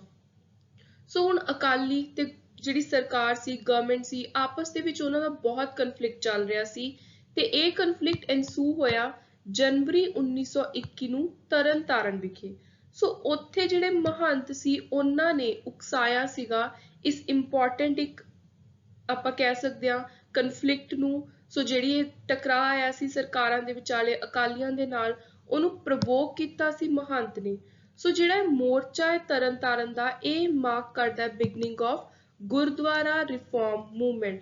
ਸੋ ਕੀ ਸੀਗਾ ਕਿ ਬਹੁਤ ਸਾਰੇ ਹਿੰਦੂ ਮਹੰਤ ਵਗੈਰਾ ਵੀ ਸੀ ਜਿਹੜੇ ਇਹ ਕਿਤੇ ਨਾ ਕਿਤੇ ਮਹਾਰਾਜਾ ਆਫ ਪਟਿਆਲਾ ਤੇ ਗਵਰਨਮੈਂਟ ਆਫ ਪੰਜਾਬ ਦੇ ਨਾਲ ਮਿਲ ਕੇ ਗੁਰਦੁਆਰਿਆਂ ਨੂੰ ਆਪਣੇ ਅੰਦਰ ਲੈਣਾ ਚਾਹੁੰਦੇ ਸੀ, ਉਹਨਾਂ ਦੇ ਕੰਟਰੋਲ ਨੂੰ। ਸੋ ਅਕਾਲੀ ਇਸੇ ਚੀਜ਼ ਦੇ ਖਿਲਾਫ ਆਵਾਜ਼ ਉਠਾ ਰਹੇ ਸੀ ਤੇ ਜਿਹੜਾ ਤਰਨ ਤਾਰਨ ਵਾਲਾ ਮੋਰਚਾ ਸੀ, ਤੁਸੀਂ ਯਾਦ ਰੱਖਣਾ ਹੈ ਵੀ ਗੁਰਦੁਆਰਾ ਰਿਫਾਰਮ ਮੂਵਮੈਂਟ ਦੀ ਜਿਹੜੀ ਬਿਗਨਿੰਗ ਆ, ਸਟਾਰਟਿੰਗ ਆ, ਉਹ ਇਸੇ ਇਨਸੀਡੈਂਟ ਤੋਂ ਮੰਨੀ ਜਾਂਦੀ ਹੈ। ਸੋ ਇਹਦੇ ਅੰਦਰ ਕੀ ਹੋਇਆ, ਬਹੁਤ ਸਾਰੇ ਸਿੱਖ ਰਿਫਾਰਮਰ ਤਰਨ ਤਾਰਨ ਗੁਰਦੁਆਰਾ ਸਾਹਿਬ ਗਏ।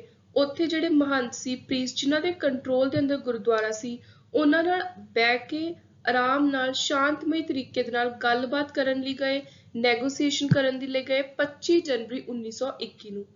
ਪਰ ਜਦੋਂ ਗੱਲਬਾਤ ਹੋ ਰਹੀ ਸੀ ਤਾਂ ਜਿਹੜੇ ਸਿੱਖ ਸੀ ਉਹਨਾਂ ਨੂੰ ਪ੍ਰੀਸਟ ਮਹੰਤਾਂ ਨੇ ਅਟੈਕ ਕੀਤਾ ਤੇ ਇਹਦੇ ਅੰਦਰ 17 ਸਿੱਖ ਸੀ ਜਿਹੜੇ ਉਹ ਜ਼ਖਮੀ ਹੋਏ, ਬੁਰੀ ਤਰ੍ਹਾਂ ਵੂਨਡਡ ਹੋਏ ਤੇ 2 ਸਿੱਖ ਸੀ ਉਹਨਾਂ ਦੀ ਡੈਥ ਹੋਈ, ਹਜ਼ਾਰਾ ਸਿੰਘ, ਹੁਕਮ ਸਿੰਘ।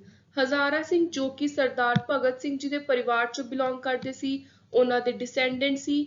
ਇਹ ਗੁਰਦੁਆਰਾ ਰਿਫਾਰਮ ਮੂਵਮੈਂਟ ਦੇ ਚੱਲਦੇ ਹੋਏ ਪਹਿਲੇ ਸ਼ਹੀਦ ਮੰਨੇ ਜਾਂਦੇ ਨੇ।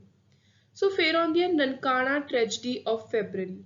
ਸੋ ਇਹਦੇ ਵਿੱਚ ਕੀ ਹੋਇਆ, ਨਨਕਾਣਾ ਸਾਹਿਬ ਆਪਾਂ ਨੂੰ ਪਤਾ ਹੈ ਗੁਰੂ ਨਾਨਕ ਦੇਵ ਜੀ ਦਾ ਜਨਮ ਸਥਾਨ ਹੈ ਤੇ ਸਿੱਖ ਪਲੇਸਿਸ ਆਫ ਰਿਲੀਜੀਅਸ ਵਰਸ਼ਿਪ ਦੇ ਵਿੱਚ ਇਹਦੀ ਬਹੁਤ ਹੀ ਜ਼ਿਆਦਾ ਇੰਪੋਰਟੈਂਟ ਪੋਜੀਸ਼ਨ ਹੈ। ਸੋ ਇਸ ਜਗ੍ਹਾ ਨੂੰ ਕੰਟਰੋਲ ਕਰ ਰਹੇ ਸੀ ਮਹੰਤ ਸਾਧੂ ਰਾਮ ਤੇ ਨਾਲ ਉਹਨਾਂ ਦੇ ਹੋਰ ਸਾਥੀ। ਸੋ ਉਸ ਤੋਂ ਬਾਅਦ ਕੀ ਹੋਇਆ, ਜਿਹੜੇ ਮਹੰਤ ਸੀ ਇਹ ਇੰਨਾ ਪੈਸਾ ਉਰੋਂ ਬਣਾ ਰਹੇ ਸੀ, ਬਹੁਤ ਵੱਡੇ ਲੈਂਡਲॉर्ड ਬਣਦੇ ਜਾ ਰਹੇ ਸੀ। ਸੋ ਉਹਨਾਂ ਨੇ ਜਿਹੜੇ ਗਰੀਬ ਪੀਜ਼ੈਂਟਰੀ ਵਗੈਰਾ ਸੀ ਉਹਨਾਂ ਦੇ ਰਾਈਟਸ ਉੱਥੋਂ ਖੋਣੇ ਸ਼ੁਰੂ ਕਰਤੇ ਤੇ ਇਹ ਜਿਹੜੀ ਵੀ ਇਨਕਮ ਆ ਰਹੀ ਸੀ ਗੁਰਦੁਆਰੇ ਚੋਂ ਉਹਨੂੰ ਗਲਤ ਤਰੀਕੇ ਦੇ ਨਾਲ ਇਸਤੇਮਾਲ ਕਰ ਰਹੇ ਸੀ। ਸੋ ਉਸ ਤੋਂ ਬਾਅਦ ਕੀ ਹੋਇਆ, ਇਹ ਜਦੋਂ ਚੀਜ਼ ਸਿੱਖਾਂ ਨੂੰ ਪਤਾ ਚੱਲੀ ਤਾਂ ਉਹਨਾਂ ਨੇ ਆਪਣਾ ਇੱਕ ਸ਼ਾਂਤਮਈ ਜੱਥਾ ਤਿਆਰ ਕੀਤਾ 150 ਅਕਾਲੀਆਂ ਦਾ, ਜਿਹਦੇ ਵਿੱਚ ਭਾਈ ਲਛਮਣ ਸਿੰਘ ਸੀ, ਭਾਈ ਦਲੀਪ ਸਿੰਘ ਸੀ। ਸੋ ਇਹਨਾਂ ਦੇ ਉੱਤੇ ਜਿਹੜਾ ਸਭ ਤੋਂ ਅਮੀਰ ਮਹੰਤ ਸੀ ਨਾਰਾਇਣ ਦਾਸ, ਉਹਨੇ ਇੱਕ ਮਰਡਰਸ ਅਸੌਲਟ ਕੀਤਾ, ਬਹੁਤ ਗੰਦੀ ਤਰ੍ਹਾਂ ਅਟੈਕ ਕੀਤਾ। ਸੋ ਇਹ ਜਿਹੜਾ ਅਟੈਕ ਹੋਇਆ ਇਹ ਹੋਇਆ 20 ਫਰਵਰੀ 1921 ਨੂੰ। ਸੋ ਅਕਾਲੀਜ਼ ਨੂੰ ਲੜਾਈ ਲੜਨੀ ਪਈ ਗੋਲਡਨ ਟੈਂਪਲ ਦੀਆਂ ਜਿਹੜੀਆਂ ਚਾਬੀਆਂ ਸੀ ਉਹਨਾਂ ਨੂੰ ਵਾਪਿਸ ਲੈਣ ਦੇ ਲਈ। ਸੋ ਇਹ ਲੈਣੀਆਂ ਸੀ DC ਅੰਮ੍ਰਿਤਸਰ ਤੋਂ 19 ਜਨਵਰੀ 1922 ਨੂੰ। ਸੋ ਤੁਸੀਂ ਦੇਖ ਸਕਦੇ ਹੋ ਕਿ ਇਹ ਇੰਪੋਰਟੈਂਟ ਲਾਈਨ ਵਾਈਜ਼ ਇਵੈਂਟਸ ਚੱਲਦੇ ਆ ਰਹੇ ਨੇ ਜਿੱਥੇ ਸਿੱਖਾਂ ਨੇ ਗੁਰੂਦੁਆਰਾ ਦਾ ਜਿਹੜਾ ਕੰਟਰੋਲ ਹੈ ਉਹ ਲੈਣ ਦੇ ਲਈ ਕਿੰਨੀ ਸਟਰਗਲ ਕੀਤੀ, ਕਿੰਨੀ ਸਟਰੋਂਗਲੀ ਉਹਨਾਂ ਨੇ ਫਾਈਟ ਕੀਤਾ। ਸੋ ਉਸ ਤੋਂ ਬਾਅਦ ਹੈ ਗੁਰੂ ਕਾ ਬਾਗ ਮੋਰਚਾ। ਸੋ 1922 ਦੇ ਵਿੱਚ ਇੱਕ ਨਵੀਂ ਲੜਾਈ ਛਿੜੀ ਅਕਾਲੀਆਂ ਤੇ ਗੁਰੂ ਕਾ ਬਾਗ, ਜਿਹੜਾ ਇੱਕ ਟੈਂਪਲ ਸੀ ਅੰਮ੍ਰਿਤਸਰ ਤੋਂ 10 ਮਾਈਲ ਦੂਰ, ਉਹਨਾਂ ਦੇ ਜਿਹੜੇ ਮਹੰਤ ਸੀ ਉਹਨਾਂ ਦੇ ਵਿਚਾਲੇ। ਸੋ ਇੱਕ ਅਗਰੀਮੈਂਟ ਤਿਆਰ ਹੋਇਆ ਸੀ ਸ਼੍ਰੋਮਣੀ ਗੁਰਦੁਆਰਾ ਪ੍ਰਬੰਧਕ ਕਮੇਟੀ ਦੇ ਨਾਲ ਕਿ ਸਿਰਫ ਜਿਹੜਾ ਗੁਰਦੁਆਰਾ ਹੈ ਉਹ ਸਰੈਂਡਰ ਕੀਤਾ ਜਾਊਗਾ, ਨਾਲ ਲੱਗਦੀ ਜ਼ਮੀਨ ਜਿੱਥੋਂ ਸਿੱਖ ਲੱਕੜ ਵਗੈਰਾ ਲੈਂਦੇ ਸੀ ਲੰਗਰ ਵਗੈਰਾ ਬਣਾਉਣ ਦੇ ਲਈ, ਆਪਣੀ ਜਿਹੜੀ ਕਮਿਊਨਿਟੀ ਕਿਚਨ ਹੈ ਉਹਨੂੰ ਚਲਾਉਣ ਦੇ ਲਈ, ਜਿੱਥੋਂ ਵੁੱਡ ਵਗੈਰਾ ਕੱਟ ਕਰਦੇ ਸੀ, ਉਹ ਜਗ੍ਹਾ ਬਾਰੇ ਕੋਈ ਵੀ ਗੱਲ ਨਹੀਂ ਸੀ ਹੋਈ ਅਗਰੀਮੈਂਟ ਦੇ ਵਿੱਚ। ਪਰ ਇੱਕ ਮਹੰਤ ਸੀ ਸੁੰਦਰ ਦਾਸ ਜੀ ਨੇ ਪੁਲਿਸ ਨੂੰ ਕੰਪਲੇਂਟ ਕਰਤੀ ਵੀ ਇਸ ਲੱਗਦੀ ਹੋਈ ਨਾਲ ਵਾਲੀ ਜ਼ਮੀਨ ਤੋਂ ਸਿੱਖ ਕਿਵੇਂ ਕਟਾਈ ਕਰ ਰਹੇ ਨੇ, ਇਹ ਉੱਥੋਂ ਲੱਕੜ ਕਿਵੇਂ ਲੈ ਰਹੇ ਨੇ। ਸੋ ਇਸੇ ਚੀਜ਼ ਨੂੰ ਚੱਲਦੇ ਹੋਏ ਪੁਲਿਸ ਨੇ ਅਰੈਸਟ ਕੀਤੇ ਕੁਝ ਸਿੱਖ ਤੇ ਅਕਾਲੀਆਂ ਨੇ ਇਸ ਦੇ ਖਿਲਾਫ ਇੱਕ ਮੋਰਚਾ, ਇੱਕ ਜੰਗ ਛੇੜਤੀ ਜਿਹੜੀ 20 ਦਿਨ ਚੱਲਦੀ ਰਹੀ। ਸੋ ਹਰ ਦਿਨ ਕੀ ਸੀ, ਇੱਕ ਅਕਾਲੀਆਂ ਦਾ ਜੱਥਾ ਡਿਸਪਿਊਟਡ ਸਪੌਟ ਤੇ ਜਾਂਦਾ ਸੀ ਤੇ ਉੱਥੇ ਪੁਲਿਸ ਉਹਨਾਂ ਨੂੰ ਬੁਰੀ ਤਰ੍ਹਾਂ ਮਾਰਦੀ ਸੀ। ਸੋ ਅਗਸਤ ਦੇ ਵਿੱਚ ਪੁਲਿਸ ਨੇ ਬਹੁਤ ਸਾਰੇ ਸਿੱਖਾਂ ਨੂੰ ਗੋਲੀਆਂ ਵੀ ਮਾਰੀਆਂ। ਪਰ ਇਸ ਤੋਂ ਬਾਅਦ ਕੀ ਹੋਇਆ, ਜਿਹੜੇ ਸਰ ਐਡਵਰਡ ਮੈਕਲੇਗਨ ਸੀ, ਲੈਫਟੀਨੈਂਟ ਜਨਰਲ ਸੀ ਉਸ ਟਾਈਮ ਦੇ ਪੰਜਾਬ ਦੇ, ਉਹ 13 ਸਤੰਬਰ 1922 ਨੂੰ ਉੱਥੇ ਪਹੁੰਚੇ ਤੇ ਉਹਨਾਂ ਨੇ ਪੁਲਿਸ ਨੂੰ ਆਰਡਰ ਕੀਤੇ ਕਿ ਤੁਸੀਂ ਹੁਣ ਕਿਸੇ ਵੀ ਸਿੱਖ ਨੂੰ ਨਹੀਂ ਮਾਰਨਾ ਤੇ ਇਸ ਚੀਜ਼ ਦੀ ਬਹੁਤ ਹੀ ਜ਼ਿਆਦਾ ਨਿੰਦਾ ਕੀਤੀ ਤੇ ਇੱਕ ਇਨਵੈਸਟੀਗੇਸ਼ਨ ਕਰਨ ਦੇ ਲਈ ਇਸ ਪੂਰੇ ਇਨਸੀਡੈਂਟ ਦੇ ਲਈ ਇੱਕ ਕਮੇਟੀ ਬਿਠਾਈ। ਸੋ ਉਸ ਤੋਂ ਬਾਅਦ ਜਿਹੜਾ ਇਹ ਪੂਰਾ ਇਨਸੀਡੈਂਟ ਹੋਇਆ ਸੀ, ਮਹਾਤਮਾ ਗਾਂਧੀ ਨੇ ਸਪੈਸ਼ਲੀ ਜਿਹੜੇ ਅਕਾਲੀ ਸੀ ਉਹਨਾਂ ਦੀ ਪ੍ਰੇਜ਼ ਕੀਤੀ ਸੀ ਕਿ ਇੰਨਾ ਜ਼ਿਆਦਾ ਤਸ਼ੱਦਦ ਝੱਲਣ ਤੋਂ ਬਾਅਦ ਵੀ ਅਕਾਲੀਆਂ ਨੇ ਕਿੰਨੀ ਜ਼ਿਆਦਾ ਸੈਲਫਲੈਸਲੀ, ਰਿਲਾਇੰਟਲੀ, ਪੂਰੇ ਕਾਮ ਤੇ ਕੂਲ ਕਰੇਜ ਰੱਖ ਕੇ ਇੱਕ ਬਹੁਤ ਹੀ ਵਧੀਆ ਜਿਹੜੀ ਗੁਰਦੁਆਰਾ ਰਿਫਾਰਮ ਮੂਵਮੈਂਟ ਹੈ ਉਹਦੇ ਵਿੱਚ ਜਿਹੜੇ ਉਹਨਾਂ ਨੂੰ ਰਾਈਟਸ ਚਾਹੀਦੇ ਸੀ ਉਹਨਾਂ ਦੇ ਲਈ ਫਾਈਟ ਕੀਤੀ। ਸੋ ਉਸ ਤੋਂ ਬਾਅਦ ਲਾਸਟ ਇੰਪੋਰਟੈਂਟ ਇਨਸੀਡੈਂਟ ਜਿਹੜਾ ਆਪਾਂ ਨੇ ਗੁਰਦੁਆਰਾ ਰਿਫਾਰਮ ਮੂਵਮੈਂਟ ਦੇ ਅੰਦਰ ਪੜ੍ਹਨਾ ਹੈ ਉਹ ਹੈ ਜੈਤੋ ਮੋਰਚਾ। ਸੋ ਜੈਤੋ ਮੋਰਚੇ ਵਿੱਚ ਕੀ ਸੀ, ਜਿਹੜੇ ਮਹਾਰਾਜਾ ਰਿਪੂ ਦਮਨ ਸਿੰਘ ਸੀ ਨਾਭਾ ਦੇ, ਉਹਨਾਂ ਨੂੰ ਬ੍ਰਿਟਿਸ਼ਰਸ ਨੇ ਹਟਾ ਕੇ ਉਹਨਾਂ ਦਾ ਜਿਹੜਾ ਮਾਈਨਰ ਸਨ ਸੀ ਉਹਦੇ ਫੇਵਰ ਦੇ ਵਿੱਚ ਜਿਹੜੀ ਗੱਦੀ ਸੀ ਉਹਨੂੰ ਐਬਡੀਕੇਟ ਕੀਤਾ। ਸੋ ਪ੍ਰਤਾਪ ਸਿੰਘ ਸੀ ਮਹਾਰਾਜਾ ਰਿਪੂ ਦਮਨ ਸਿੰਘ ਆਫ ਨਾਭਾ ਦੇ ਸਨ। ਸੋ 9 ਜੁਲਾਈ 1923 ਨੂੰ he was forced to abdicate in favor of his son। ਪਰ ਮਹਾਰਾਜਾ ਰਿਪੂ ਦਮਨ ਸਿੰਘ ਜੀ ਸੀ ਜਿਹੜੇ ਅਕਾਲੀਆਂ ਦੇ ਨਾਲ ਇਹਨਾਂ ਨੇ ਬਹੁਤ ਹੀ ਵਧੀਆ ਸਪੋਰਟ ਕੀਤੀ ਸੀ ਗੁਰੂ ਕਾ ਬਾਗ ਮੋਰਚਾ ਦੇ ਵਿੱਚ। ਸੋ ਇਸੇ ਲਈ ਜਿਹੜੀ SGPC ਸੀ ਸ਼੍ਰੋਮਣੀ ਗੁਰਦੁਆਰਾ ਪ੍ਰਬੰਧਕ ਕਮੇਟੀ, ਉਹਨੇ ਇੱਕ ਰੈਜ਼ੋਲੂਸ਼ਨ ਪਾਸ ਕੀਤਾ 9 ਸਤੰਬਰ 1923 ਨੂੰ ਨਾਭਾ ਡੇ ਮਨਾਉਣ ਦਾ। ਸੋ ਇਸ ਦਿਨ ਕੀ ਕੀਤਾ ਗਿਆ, ਇੱਕ ਨਾਨ ਸਟਾਪ ਬਿਨਾਂ ਰੁਕੇ ਅਖੰਡ ਪਾਠ ਹੋਇਆ। ਸੋ ਗੁਰਦੁਆਰਾ ਗੰਗਸਰ ਜੈਤੋ ਵਿਖੇ ਜੋ ਕਿ ਨਾਭਾ ਸਟੇਟ ਵਿੱਚ ਆਉਂਦੇ ਸੀ, ਪਰ ਇਸ ਚੀਜ਼ ਨੂੰ ਪੁਲਿਸ ਨੇ ਇੰਟਰਪਟ ਕੀਤਾ ਤੇ ਅਕਾਲੀ ਦਲ ਤੇ SGPC ਨੂੰ ਅਨਲੌਫੁਲ ਐਸੋਸੀਏਸ਼ਨ ਡਿਕਲੇਅਰ ਕਰ ਦਿੱਤਾ ਗਿਆ। ਪਰ ਕਿਤੇ ਨਾ ਕਿਤੇ ਅਕਾਲੀਜ਼ ਨੇ ਆਪਣੀ ਹਾਰ ਨਹੀਂ ਮੰਨੀ, ਉਹਨਾਂ ਨੇ ਗੁਰਦੁਆਰਾ ਐਕਟ ਹੈ ਜਿਹੜਾ ਸਿੱਖ ਗੁਰਦੁਆਰਾ ਐਕਟ 1925 ਦਾ ਉਹਨੂੰ ਪਾਸ ਕਰਵਾਇਆ ਤੇ ਉਸ ਤੋਂ ਬਾਅਦ ਗਵਰਨਮੈਂਟ ਨੇ ਜਿੰਨੇ ਵੀ ਬੈਂਡ ਸੀ ਪਿਲਗ੍ਰਿਮ ਦੇ ਉਹਨਾਂ ਸਾਰਿਆਂ ਨੂੰ ਅਲਾਉ ਕਰਤਾ ਕਿ ਉਹ ਗੁਰਦੁਆਰਾ ਗੰਗਸਰ ਜੈਤੋ ਵਿਖੇ ਜਾ ਸਕਦੇ ਨੇ, ਰਿਲੀਜੀਅਸ ਵਰਸ਼ਿਪ ਦੇ ਲਈ ਜਾ ਸਕਦੇ ਨੇ ਤੇ ਜੋ ਵੀ ਅਕਾਲੀ ਪ੍ਰਿਜ਼ਨਰਸ ਇਸ ਇਨਸੀਡੈਂਟ ਦੇ ਵਿੱਚ ਜੇਲ੍ਹ ਕੀਤੇ ਗਏ ਸੀ, ਇੰਪ੍ਰਿਜ਼ਨ ਕੀਤੇ ਗਏ ਸੀ, ਉਹਨਾਂ ਨੂੰ ਰਿਲੀਜ਼ ਵੀ ਕੀਤਾ ਗਿਆ। ਸੋ ਹੁਣ ਆਪਾਂ ਗੱਲ ਕਰਾਂਗੇ ਸਿੱਖ ਗੁਰਦੁਆਰਾ ਐਕਟ 1925 ਤੇ SGPC ਦੀ। ਸੋ ਸ਼੍ਰੋਮਣੀ ਗੁਰਦੁਆਰਾ ਪ੍ਰਬੰਧਕ ਕਮੇਟੀ ਬਣੀ 15 ਨਵੰਬਰ 1920 ਨੂੰ, ਕੁੱਲ 175 ਮੈਂਬਰ ਸੀ ਤੇ ਇਹਨੂੰ ਅਨਲੌਫੁਲ ਡਿਕਲੇਅਰ ਕੀਤਾ ਸੀ, ਆਪਾਂ ਨੂੰ ਪਤਾ ਹੈ, ਜੈਤੋ ਮੋਰਚੇ ਦੇ ਸਮੇਂ 12 ਅਕਤੂਬਰ 1923 ਨੂੰ। ਤੇ ਉਸ ਤੋਂ ਬਾਅਦ ਇੱਕ ਐਕਟ ਸਿੱਖ ਗੁਰਦੁਆਰਾ ਐਕਟ ਪਾਸ ਕਰਵਾਇਆ ਗਿਆ 1925 ਦਾ। ਸੋ ਇਹ ਪਾਸ ਕੀਤਾ ਆਪਣੀ ਪ੍ਰੋਵਿੰਸ਼ੀਅਲ ਲੈਜਿਸਲੇਟਿਵ ਅਸੈਂਬਲੀ ਨੇ 9 ਜੁਲਾਈ 1925 ਨੂੰ ਤੇ ਇਹ ਐਕਟ ਲਾਗੂ ਹੋਇਆ 1 ਨਵੰਬਰ 1925 ਤੋਂ। ਤੇ ਇਸੇ ਐਕਟ ਦੇ ਵਿੱਚ ਜਿਹੜੀ ਗੁਰਦੁਆਰਾ ਪ੍ਰਬੰਧਕ ਕਮੇਟੀ ਸੀ ਇਹਨੂੰ ਇੱਕ ਬੋਰਡ ਦੇ ਤੌਰ ਤੇ ਕ੍ਰੀਏਟ ਕੀਤਾ ਗਿਆ। ਸੋ SGPC ਹੈ ਜਿਹੜੀ, ਜੋ ਵੀ ਸਰਟਨ ਸਿੱਖ ਗੁਰਦੁਆਰਾਸ ਨੇ ਜਿਹੜੇ ਇਹਦੇ ਅੰਦਰ ਆਉਂਦੇ ਨੇ ਉਹਨਾਂ ਦੀ ਬੈਟਰ ਐਡਮਿਨਿਸਟ੍ਰੇਸ਼ਨ ਦਾ ਧਿਆਨ ਰੱਖੂ ਤੇ ਇਸ ਕਮੇਟੀ ਦਾ ਜਿਹੜਾ ਸਮਾਂ ਹੈ ਉਹ 5 ਸਾਲ ਦਾ ਹੋਊਗਾ ਜਾਂ ਫਿਰ ਜਦੋਂ ਤੱਕ ਕੋਈ ਨਵੀਂ ਕਮੇਟੀ ਨਹੀਂ ਤਿਆਰ ਹੁੰਦੀ ਤੇ ਜਿਹੜਾ ਦਾ ਐਗਜ਼ੈਕਟਿਵ ਦਾ ਟੈਨਿਓਰ ਹੈ ਉਹ ਸਿਰਫ 1 ਸਾਲ ਦਾ ਰਹੂਗਾ। ਸੋ ਨੈਕਸਟ ਹੈ ਬੱਬਰ ਅਕਾਲੀ ਮੂਵਮੈਂਟ। ਇਹ ਅਕਾਲੀ ਮੂਵਮੈਂਟ ਦੀ ਹੀ ਇੱਕ ਰੈਡੀਕਲ ਆਊਟਗਰੋਥ ਸੀ, ਉਹਦੇ ਤੋਂ ਬਾਅਦ ਬੱਬਰ ਅਕਾਲੀ ਮੂਵਮੈਂਟ ਆਈ। ਸੋ ਬੇਸਿਕਲੀ ਜਿਹੜਾ ਅਕਾਲੀ ਮੂਵਮੈਂਟ ਦਾ ਮੇਨ ਮੁੱਦਾ ਚੱਲ ਰਿਹਾ ਸੀਗਾ, ਉਹਨਾਂ ਨੇ ਅਲੱਗ-ਅਲੱਗ ਤਰ੍ਹਾਂ ਦੇ ਉੱਤੇ ਜਿਵੇਂ ਤਰਨਤਾਰਨ ਵਿੱਚ, ਨਨਕਾਣਾ ਸਾਹਿਬ ਵਿੱਚ ਜੋ ਵੀ ਇਨਸੀਡੈਂਟ ਹੋਏ, ਸੋ ਉਹਨਾਂ ਇਨਸੀਡੈਂਟਸ ਦੇ ਵਿੱਚ ਬਹੁਤ ਹੀ ਜ਼ਿਆਦਾ ਪੇਸ਼ੈਂਟਲੀ ਉਹਨਾਂ ਨੇ ਇੱਕ ਠਰਮਾ ਰੱਖ ਕੇ ਸਿੱਖਾਂ ਦੇ ਜੋ ਵੀ ਉਹਨਾਂ ਦੀ ਜਾਨਾਂ ਗਈਆਂ ਉਹਨਾਂ ਸਾਰੀਆਂ ਚੀਜ਼ਾਂ ਨੂੰ ਲੈ ਕੇ ਕਦੇ ਵੀ ਉਹਨਾਂ ਨੇ ਸਿੱਧਾ ਬ੍ਰਿਟਿਸ਼ਰਸ ਦੇ ਖਿਲਾਫ ਇੱਕ ਕੋਈ ਵੀ ਆਪਾਂ ਕਹਿ ਸਕਦੇ ਹਾਂ ਵੀ ਲੜਾਈ ਨਹੀਂ ਕੀਤੀ ਜਾਂ ਫਿਰ ਕੋਈ ਸ਼ਾਂਤੀ ਭੰਗ ਕਰਨ ਦੀ ਕੋਈ ਵੀ ਇਸ ਤਰ੍ਹਾਂ ਦੀ ਅਪਰੋਚ ਨਹੀਂ ਰੱਖੀ। ਪਰ ਕੁਝ ਇੰਪੋਰਟੈਂਟ ਵਿੱਚੋਂ ਮੈਂਬਰ ਸੀਕ੍ਰੇਟ ਗਰੁੱਪ ਬਣਾਉਣ ਲੱਗੇ ਸੀ ਜਿਹੜੇ ਚਾਹੁੰਦੇ ਸੀ ਕਿ ਆਪਾਂ ਹੁਣ ਜੋ ਵੀ ਸਿੱਖ ਆਪਣੀ ਜਾਨ ਗਵਾ ਰਹੇ ਨੇ ਅਕਾਲੀ ਮੂਵਮੈਂਟ ਦੇ ਤਹਿਤ, ਗੁਰਦੁਆਰਾ ਰਿਫਾਰਮ ਮੂਵਮੈਂਟ ਦੇ ਤਹਿਤ, ਆਪਾਂ ਨੇ ਉਹਨਾਂ ਦੀ ਜਾਨਾਂ ਦਾ ਬਦਲਾ ਲੈਣਾ। ਸੋ ਜਿਹੜੀ ਸੀਕ੍ਰੇਟ ਗਰੁੱਪ ਦੇ ਮੈਂਬਰ ਸੀ ਇਹਨਾਂ ਨੇ ਆਪਣੇ ਆਪ ਨੂੰ ਬੱਬਰ ਅਕਾਲੀ ਦਾ ਨਾਮ ਦਿੱਤਾ। ਬੱਬਰ ਦਾ ਮਤਲਬ ਹੁੰਦਾ ਹੈ ਲਾਇਨ। ਸੋ ਇਹ ਕਹਿੰਦੇ ਸੀ ਕਿ ਆਪਾਂ ਨੂੰ ਹੁਣ ਸਟਰੋਂਗਲੀ ਸ਼ੇਰ ਦੀ ਤਰ੍ਹਾਂ ਜਿਹੜੇ ਬ੍ਰਿਟਿਸ਼ ਆਫੀਸਰਸ ਨੇ ਉਹਨਾਂ ਨੂੰ ਟਾਰਗੇਟ ਕਰਕੇ ਉਹਨਾਂ ਦੇ ਖਿਲਾਫ ਇੱਕ ਲੜਾਈ ਲੜਨੀ ਪਊਗੀ, ਨਹੀਂ ਤਾਂ ਇਸੇ ਤਰ੍ਹਾਂ ਸਿੱਖ ਆਪਣੀਆਂ ਜਾਨਾਂ ਗਵਾਉਂਦੇ ਰਹਿਣਗੇ, ਉਹਦਾ ਫਾਇਦਾ ਕੋਈ ਨਹੀਂ ਹੋਣਾ। ਸੋ ਦੋ ਮੇਨ ਲੀਡਰਸ ਨੇ, ਸੋ ਮਾਸਟਰ ਮੋਤਾ ਸਿੰਘ ਤੇ ਕਿਸ਼ਨ ਸਿੰਘ ਗਰਗਜ। ਸੋ ਇਹ ਤੁਸੀਂ ਨਾਮ ਇੰਪੋਰਟੈਂਟ ਯਾਦ ਰੱਖਣੇ ਨੇ। ਸੋ ਇਹ ਦੋ ਰੈਡੀਕਲ ਸੀ ਜਿਨ੍ਹਾਂ ਨੇ ਲੀਡ ਕੀਤਾ ਬੱਬਰ ਅਕਾਲੀ ਮੂਵਮੈਂਟ ਨੂੰ।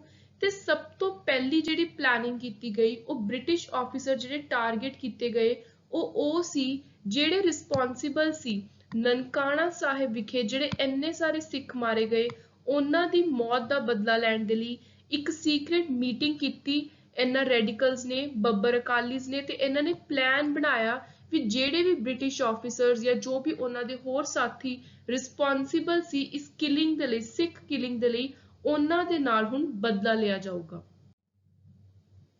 ਸੋ ਹੁਣ ਜਿਹੜੇ ਬੱਬਰ ਅਕਾਲੀ ਸੀ ਉਹਨਾਂ ਦੇ ਪਹਿਲੇ ਨਿਸ਼ਾਨੇ ਤੇ ਸੀਗੇ ਜਿਹੜਾ ਉਹਨਾਂ ਨੇ ਨਨਕਾਣਾ ਸਾਹਿਬ ਦਾ ਇਨਸੀਡੈਂਟ ਸੀ ਉਹਦਾ ਬਦਲਾ ਲੈਣਾ ਸੀ। ਸੋ ਦੋ ਬੰਦੇ ਬ੍ਰਿਟਿਸ਼ਰਸ ਦੇ ਉਹਨਾਂ ਦੇ ਨਿਸ਼ਾਨੇ ਤੇ ਸੀ, ਉਹ ਸੀ JW ਬੋਰਿੰਗ ਤੇ CM ਕਿੰਗ। JW ਬੋਰਿੰਗ ਉਸ ਸਮੇਂ ਦੇ ਇੰਟੈਲੀਜੈਂਸ ਡਿਪਾਰਟਮੈਂਟ ਦੇ SP ਸੀ ਤੇ CM ਕਿੰਗ ਸੀ ਕਮਿਸ਼ਨਰ। ਪਰ ਸਮਹਾਉ ਜਿਹੜਾ ਉਹਨਾਂ ਦਾ ਪਲਾਨ ਸੀ ਉਹ ਸਕਸੈਸਫੁਲ ਨਹੀਂ ਰਿਹਾ, ਇਹ ਪੁਲਿਸ ਦੇ ਜਾਲ ਵਿੱਚ ਆ ਗਏ। ਉਸ ਤੋਂ ਬਾਅਦ ਜਿਹੜੇ ਮੇਨ ਦੋ ਲੀਡਰ ਸੀ ਉਹਨਾਂ ਦੇ ਖਿਲਾਫ ਅਰੈਸਟ ਵਾਰੰਟ ਇਸ਼ੂ ਹੋ ਗਏ ਕਿਉਂਕਿ ਬ੍ਰਿਟਿਸ਼ਰਸ ਨੂੰ ਪਤਾ ਲੱਗ ਗਿਆ ਸੀ ਵੀ ਕਿਤੇ ਨਾ ਕਿਤੇ ਸਾਨੂੰ ਹੁਣ ਟਾਰਗੇਟ ਕਰ ਰਹੇ ਨੇ। ਸੋ ਬੱਬਰ ਅਕਾਲੀ ਮੂਵਮੈਂਟ ਦੇ ਜਿਹੜੇ ਮੇਨ ਲੀਡਰ ਸੀ ਉਹ ਆਪਣੇ ਆਪ ਨੂੰ ਬਚਾਉਣ ਦੇ ਵਿੱਚ ਕਾਮਯਾਬ ਹੋਏ। ਉਸ ਤੋਂ ਬਾਅਦ 1921 ਨਵੰਬਰ ਨੂੰ ਕਿਸ਼ਨ ਸਿੰਘ ਨੇ ਆਪਣੀ ਇੱਕ ਅਲੱਗ ਤੋਂ ਸੀਕ੍ਰੇਟ ਆਰਗੇਨਾਈਜੇਸ਼ਨ ਤਿਆਰ ਕਰ ਲਈ ਚੱਕਰਵਰਤੀ ਜੱਥਾ ਦੇ ਨਾਮ ਦੇ ਨਾਲ। ਸੋ ਕਿਸ਼ਨ ਸਿੰਘ ਜਿਵੇਂ ਜਲੰਧਰ ਡਿਸਟ੍ਰਿਕਟ ਹੋ ਗਿਆ ਜਾਂ ਕੁਝ ਅੰਬਾਲਾ ਕਪੂਰਥਲਾ ਸਟੇਟ ਦੀਆਂ ਪਿੰਡ ਸੀ ਉੱਥੇ ਆਪਣਾ ਮੇਨ ਕੰਮ ਕਰ ਰਹੇ ਸੀ, ਆਪਣੀ ਆਰਗੇਨਾਈਜੇਸ਼ਨ ਨੂੰ ਫੈਲਾ ਰਹੇ ਸੀ। ਕਰਮ ਸਿੰਘ ਸੀ ਜਿਹੜੇ ਦੌਲਤਪੁਰ ਦੇ, ਉਹਨਾਂ ਨੇ ਹੁਸ਼ਿਆਰਪੁਰ ਦੇ ਕੁਝ ਐਕਸਟ੍ਰੀਮਿਸਟ ਸੋਚ ਰੱਖਣ ਵਾਲੇ ਜਿਹੜੇ ਕਿ ਜ਼ਿਆਦਾ ਪੀਸਫੁਲ ਸੋਚ ਨਹੀਂ ਸੀ ਰੱਖਦੇ, ਬਦਲਾ ਲੈਣ ਦੇ ਵਿੱਚ ਵਿਸ਼ਵਾਸ ਰੱਖਦੇ ਸੀ, ਉਹਨਾਂ ਦਾ ਇੱਕ ਬੈਂਡ ਤਿਆਰ ਕਰ ਲਿਆ, ਇੱਕ ਆਰਗੇਨਾਈਜੇਸ਼ਨ ਤਿਆਰ ਕਰ ਲਈ ਕਰਮ ਸਿੰਘ ਆਫ ਦੌਲਤਪੁਰ ਨੇ। ਉਸ ਤੋਂ ਬਾਅਦ ਅਗਸਤ 1922 ਦੇ ਐਂਡ ਤੱਕ ਆਉਂਦੇ ਆਉਂਦੇ ਜਿਹੜੇ ਇਹ ਦੋ ਚੱਕਰਵਰਤੀ ਜੱਥੇ ਸੀ, ਇੱਕ ਤਾਂ ਚਲਾ ਰਹੇ ਸੀ ਕਿਸ਼ਨ ਸਿੰਘ, ਦੂਜਾ ਚਲਾ ਰਹੇ ਸੀ ਕਰਮ ਸਿੰਘ, ਇਹਨਾਂ ਨੇ ਇੱਕ ਸਿੰਗਲ ਚੱਕਰਵਰਤੀ ਜੱਥਾ ਬਣਾ ਲਿਆ ਤੇ ਉਹਨੂੰ ਨਾਮ ਦਿੱਤਾ ਬੱਬਰ ਅਕਾਲੀ ਜੱਥਾ। ਸੋ ਇਹ ਤੁਸੀਂ ਇੰਪੋਰਟੈਂਟ ਯਾਦ ਰੱਖਣਾ। ਫਿਰ ਉਸ ਤੋਂ ਬਾਅਦ ਕਹਿੰਦੇ ਪੁਲਿਸ ਇਨਕਾਊਂਟਰਸ ਹੋਣ ਲੱਗ ਗਏ, ਕਿਉਂਕਿ ਪੁਲਿਸ ਦੀ ਅੱਖਾਂ 'ਚ ਆ ਗਏ ਸੀ ਮੇਨ ਇਹ ਬੱਬਰ ਅਕਾਲੀ ਮੂਵਮੈਂਟ ਨਾਲ ਰਿਲੇਟਿਡ ਜੋ ਵੀ ਬੰਦੇ ਸੀ। ਸੋ ਉਹਨਾਂ ਨੇ ਕੀ ਕੀਤਾ, ਪੁਲਿਸ ਨੇ ਐਨਕਾਊਂਟਰਸ ਦੇ ਵਿੱਚ ਜਿਹੜੇ ਵੀ ਜੱਥੇ ਸੀ ਇਹਨਾਂ ਦੇ ਮੇਨ ਮੈਂਬਰਸ ਨੂੰ ਟਾਰਗੇਟ ਕਰਨਾ ਸ਼ੁਰੂ ਕਰਤਾ ਤੇ ਜਿਹੜੀ ਮੂਵਮੈਂਟ ਸੀ ਬੱਬਰ ਅਕਾਲੀ ਮੂਵਮੈਂਟ ਇਹ ਵਰਚੁਅਲੀ ਐਂਡ ਤੇ ਆ ਗਈ ਜਦੋਂ ਵਰਿਆਮ ਸਿੰਘ ਦੁੱਗਾ ਇਹਨਾਂ ਦਾ ਪੁਲਿਸ ਐਨਕਾਊਂਟਰ ਹੋਇਆ। ਸੋ ਪੁਲਿਸ ਨੇ ਇਹਨਾਂ ਨੂੰ ਮਾਰਿਆ ਲਿਆਲਪੁਰ ਡਿਸਟ੍ਰਿਕਟ ਵਿੱਚ ਜੂਨ 1924 ਵਿੱਚ। ਉਸ ਤੋਂ ਬਾਅਦ ਬਹੁਤ ਸਾਰੇ ਬੱਬਰ ਅਕਾਲੀ ਸੀ ਜਿਹੜੇ ਇਹਨਾਂ ਨੂੰ ਅਰੈਸਟ ਕਰ ਲਿਆ ਗਿਆ, ਇਹਨਾਂ ਦਾ ਟ੍ਰਾਇਲ ਚੱਲਿਆ ਲਾਹੌਰ ਸੈਂਟਰਲ ਜੇਲ੍ਹ ਦੇ ਵਿੱਚ 15 ਅਗਸਤ 1923 ਨੂੰ ਤੇ ਇਸ ਟ੍ਰਾਇਲ ਦਾ ਜਿਹੜਾ ਡਿਸੀਜਨ ਆਇਆ, ਜਜਮੈਂਟ ਆਈ, ਉਹ ਆਈ 28 ਫਰਵਰੀ 1925 ਨੂੰ। ਕੁੱਲ 91 ਅਕਿਊਜ਼ ਜਿਹੜੇ ਕਿ ਅਲੱਗ-ਅਲੱਗ ਜਗ੍ਹਾ ਤੇ ਪੁਲਿਸ ਐਨਕਾਊਂਟਰਸ ਦੇ ਵਿੱਚ ਜਾਂ ਫਿਰ ਪੁਲਿਸ ਦੇ ਅਗੇਂਸਟ ਜਿਹੜੀ ਇੱਕ ਕਨਸਪੀਰੇਸੀ ਰਚਣ ਦੇ ਲਈ ਅਕਿਊਜ਼ਡ ਸੀ, ਜਿਨ੍ਹਾਂ ਦੇ ਉੱਤੇ ਕੇਸ ਚੱਲ ਰਹੇ ਸੀ, ਬੱਬਰ ਅਕਾਲੀ ਸੀ, ਟੋਟਲ 91 ਸੀ। ਦੋ ਇਹਨਾਂ ਦੇ ਵਿੱਚੋਂ ਟ੍ਰਾਇਲ ਦੇ ਸਮੇਂ ਹੀ ਜੇਲ੍ਹ ਦੇ ਵਿੱਚ ਡੈਥ ਹੋ ਗਈ। 34 ਸੀ ਜਿਹੜੇ ਉਹਨਾਂ ਨੂੰ ਐਕੁਇਟ ਕਰ ਦਿੱਤਾ ਗਿਆ, ਉਹਨਾਂ ਦੇ ਉੱਤੇ ਜੋ ਵੀ ਇਲਜ਼ਾਮ ਸੀ ਉਹਨਾਂ ਤੋਂ ਉਹਨਾਂ ਨੂੰ ਬਰੀ ਕਰਤਾ। 6 ਜਿਨ੍ਹਾਂ ਦੇ ਵਿੱਚ ਮੇਨ ਇੱਕ ਜਥੇਦਾਰ ਕਿਸ਼ਨ ਸਿੰਘ ਗਰਗਜ ਵੀ ਸੀ, ਇਹਨਾਂ ਨੂੰ ਡੈਥ ਪੈਨਲਟੀ ਮੌਤ ਦੀ ਸਜ਼ਾ ਦਿੱਤੀ ਗਈ ਤੇ ਬਾਕੀ ਬਚੇ ਹੋਏ 49 ਨੂੰ ਅਲੱਗ-ਅਲੱਗ ਟਰਮਸ ਦੀ ਇੰਪ੍ਰਿਜ਼ਨਮੈਂਟ ਦਿੱਤੀ ਗਈ। ਉਸ ਤੋਂ ਬਾਅਦ ਜਿਹੜੇ ਮੇਨ ਬੱਬਰ ਸੀਗੇ ਜਿਨ੍ਹਾਂ ਨੂੰ ਹੈਂਗਿੰਗ ਦਾ ਆਰਡਰ ਦਿੱਤਾ ਗਿਆ ਸੀਗਾ, ਫਾਂਸੀ ਦਾ, ਉਹਨਾਂ ਨੂੰ ਫਾਂਸੀ ਦਿੱਤੀ ਗਈ 27 ਫਰਵਰੀ 1926 ਨੂੰ ਤੇ ਡੈਥ ਪੈਨਲਟੀ ਜਿਹੜੇ 6 ਮੇਨ ਜਿਨ੍ਹਾਂ ਨੂੰ ਹੈਂਗਿੰਗ ਦੇ ਆਰਡਰ ਦਿੱਤੇ ਗਏ ਉਹਨਾਂ ਦੇ ਵਿੱਚ ਮੇਨ ਨਾਮ ਨੇ ਕਿਸ਼ਨ ਸਿੰਘ ਗਰਗਜ, ਬਾਬੂ ਸੰਤਾ ਸਿੰਘ, ਦਲੀਪ ਸਿੰਘ ਧਾਮੀਆ, ਕਰਮ ਸਿੰਘ ਮਨਕੂ, ਨੰਦ ਸਿੰਘ, ਧਰਮ ਸਿੰਘ ਆਫ ਹਯਾਤਪੁਰ। ਸੋ ਬਾਬਰ ਅਕਾਲੀ ਜੱਥਾ ਇਸ ਤੋਂ ਬਾਅਦ ਬਿਲਕੁਲ ਐਂਡ ਤੇ ਆ ਗਿਆ, ਖਤਮ ਹੋ ਗਿਆ, ਪਰ ਕਿਤੇ ਨਾ ਕਿਤੇ ਇਹਨੇ ਪੰਜਾਬ ਦੀ ਸਿੱਖ ਹਿਸਟਰੀ ਦੇ ਵਿੱਚ ਇੱਕ ਪਰਮਾਨੈਂਟ ਛਾਪ ਛੱਡਤੀ, ਇੱਕ ਨੈਸ਼ਨਲਿਸਟ ਮੂਵਮੈਂਟ ਦੇ ਤੌਰ ਤੇ ਆਪਾਂ ਜਾਣਦੇ ਹਾਂ। ਸੋ ਬੱਬਰ ਅਕਾਲੀ ਮੂਵਮੈਂਟ ਤੋਂ ਹੀ ਇਨਫਲੂਐਂਸ ਹੋ ਕੇ, ਪ੍ਰਭਾਵਿਤ ਹੋ ਕੇ ਨੌਜਵਾਨ ਤੇ ਕੀਰਤੀ ਕਿਸਾਨ ਮੂਵਮੈਂਟਸ, ਇਹ ਦੋ ਇੰਪੋਰਟੈਂਟ ਮੂਵਮੈਂਟ ਪੰਜਾਬ ਦੇ ਵਿੱਚ ਚੱਲੀਆਂ ਜਿਨ੍ਹਾਂ ਨੇ ਮਿਲੀਟੈਂਟ ਪਾਲਿਸੀ ਅਪਰੋਚ ਅਪਣਾਈ ਤੇ ਬੱਬਰ ਇਨਸੁਰੈਕਸ਼ਨ ਵਾਲੇ ਜੋ ਵੀ ਟੈਕਟਿਕ ਸੀਗੇ ਉਹਨਾਂ ਨੂੰ ਅਪਣਾਇਆ।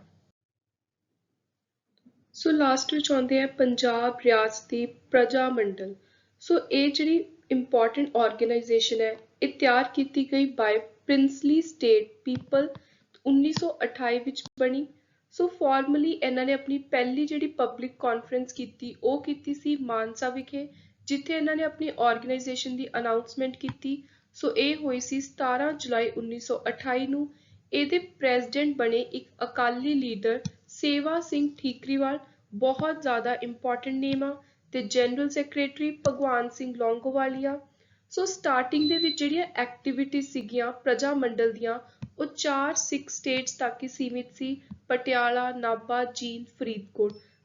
ਪਾਰਟਿਕੂਲਰਲੀ ਇਹ ਜਿਹੜੀ ਪ੍ਰਜਾ ਮੰਡਲ ਤਿਆਰ ਕੀਤੀ ਗਈ ਇਹ ਮਹਾਰਾਜਾ ਭੁਪਿੰਦਰ ਸਿੰਘ ਆਫ ਪਟਿਆਲਾ ਦੇ ਅਗੇਂਸਟ ਤਿਆਰ ਕੀਤੀ ਗਈ ਤੇ ਮਾਸਟਰ ਤਾਰਾ ਸਿੰਘ ਸੀ ਜਿਹੜੇ ਉਹਨਾਂ ਨੇ ਇੱਕ ਬਹੁਤ ਹੀ ਜ਼ਿਆਦਾ ਓਪਨ ਰਿਲੈਂਟਲੈਸ ਕੈਂਪੇਨ ਚਲਾਇਆ ਸੀ ਪਟਿਆਲਾ ਰੂਲਰ ਦੇ ਅਗੇਂਸਟ।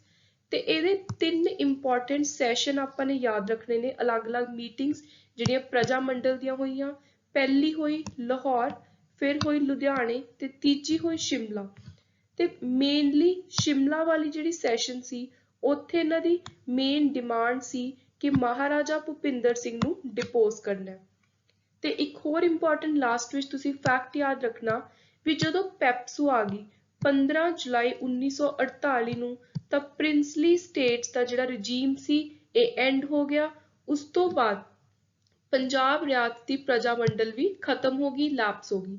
ਤੇ ਆਪਾਂ ਆਪਣੇ ਨੈਕਸਟ ਲੈਕਚਰ ਦੇ ਵਿੱਚ ਇਹੀ ਦੇਖਾਂਗੇ ਵੀ ਪੈਪਸੂ ਕੀ ਸੀ, ਕਿਹੜੇ-ਕਿਹੜੇ ਮੇਨ ਕਮਿਸ਼ਨਸ ਆਏ ਸੀ ਜਿਨ੍ਹਾਂ ਦੇ ਤਹਿਤ ਪੰਜਾਬ ਦੀ ਦੁਬਾਰਾ ਤੋਂ ਰੀਆਰਗੇਨਾਈਜੇਸ਼ਨ ਹੋਈ, ਪੰਜਾਬ ਇੱਕ ਦੁਬਾਰਾ ਤੋਂ ਸਟੇਟ ਬਣੀ। ਸੋ ਇਹ ਸੀ ਆਪਣਾ ਇੰਪੋਰਟੈਂਟ ਲੈਕਚਰ ਅੱਜ ਦਾ ਸੋਸ਼ੀਓ ਰਿਲੀਜੀਅਸ ਰਿਫਾਰਮ ਮੂਵਮੈਂਟਸ ਬਾਰੇ। I hope you like the video. Keep supporting Victor's knowledge. Thank you and good luck.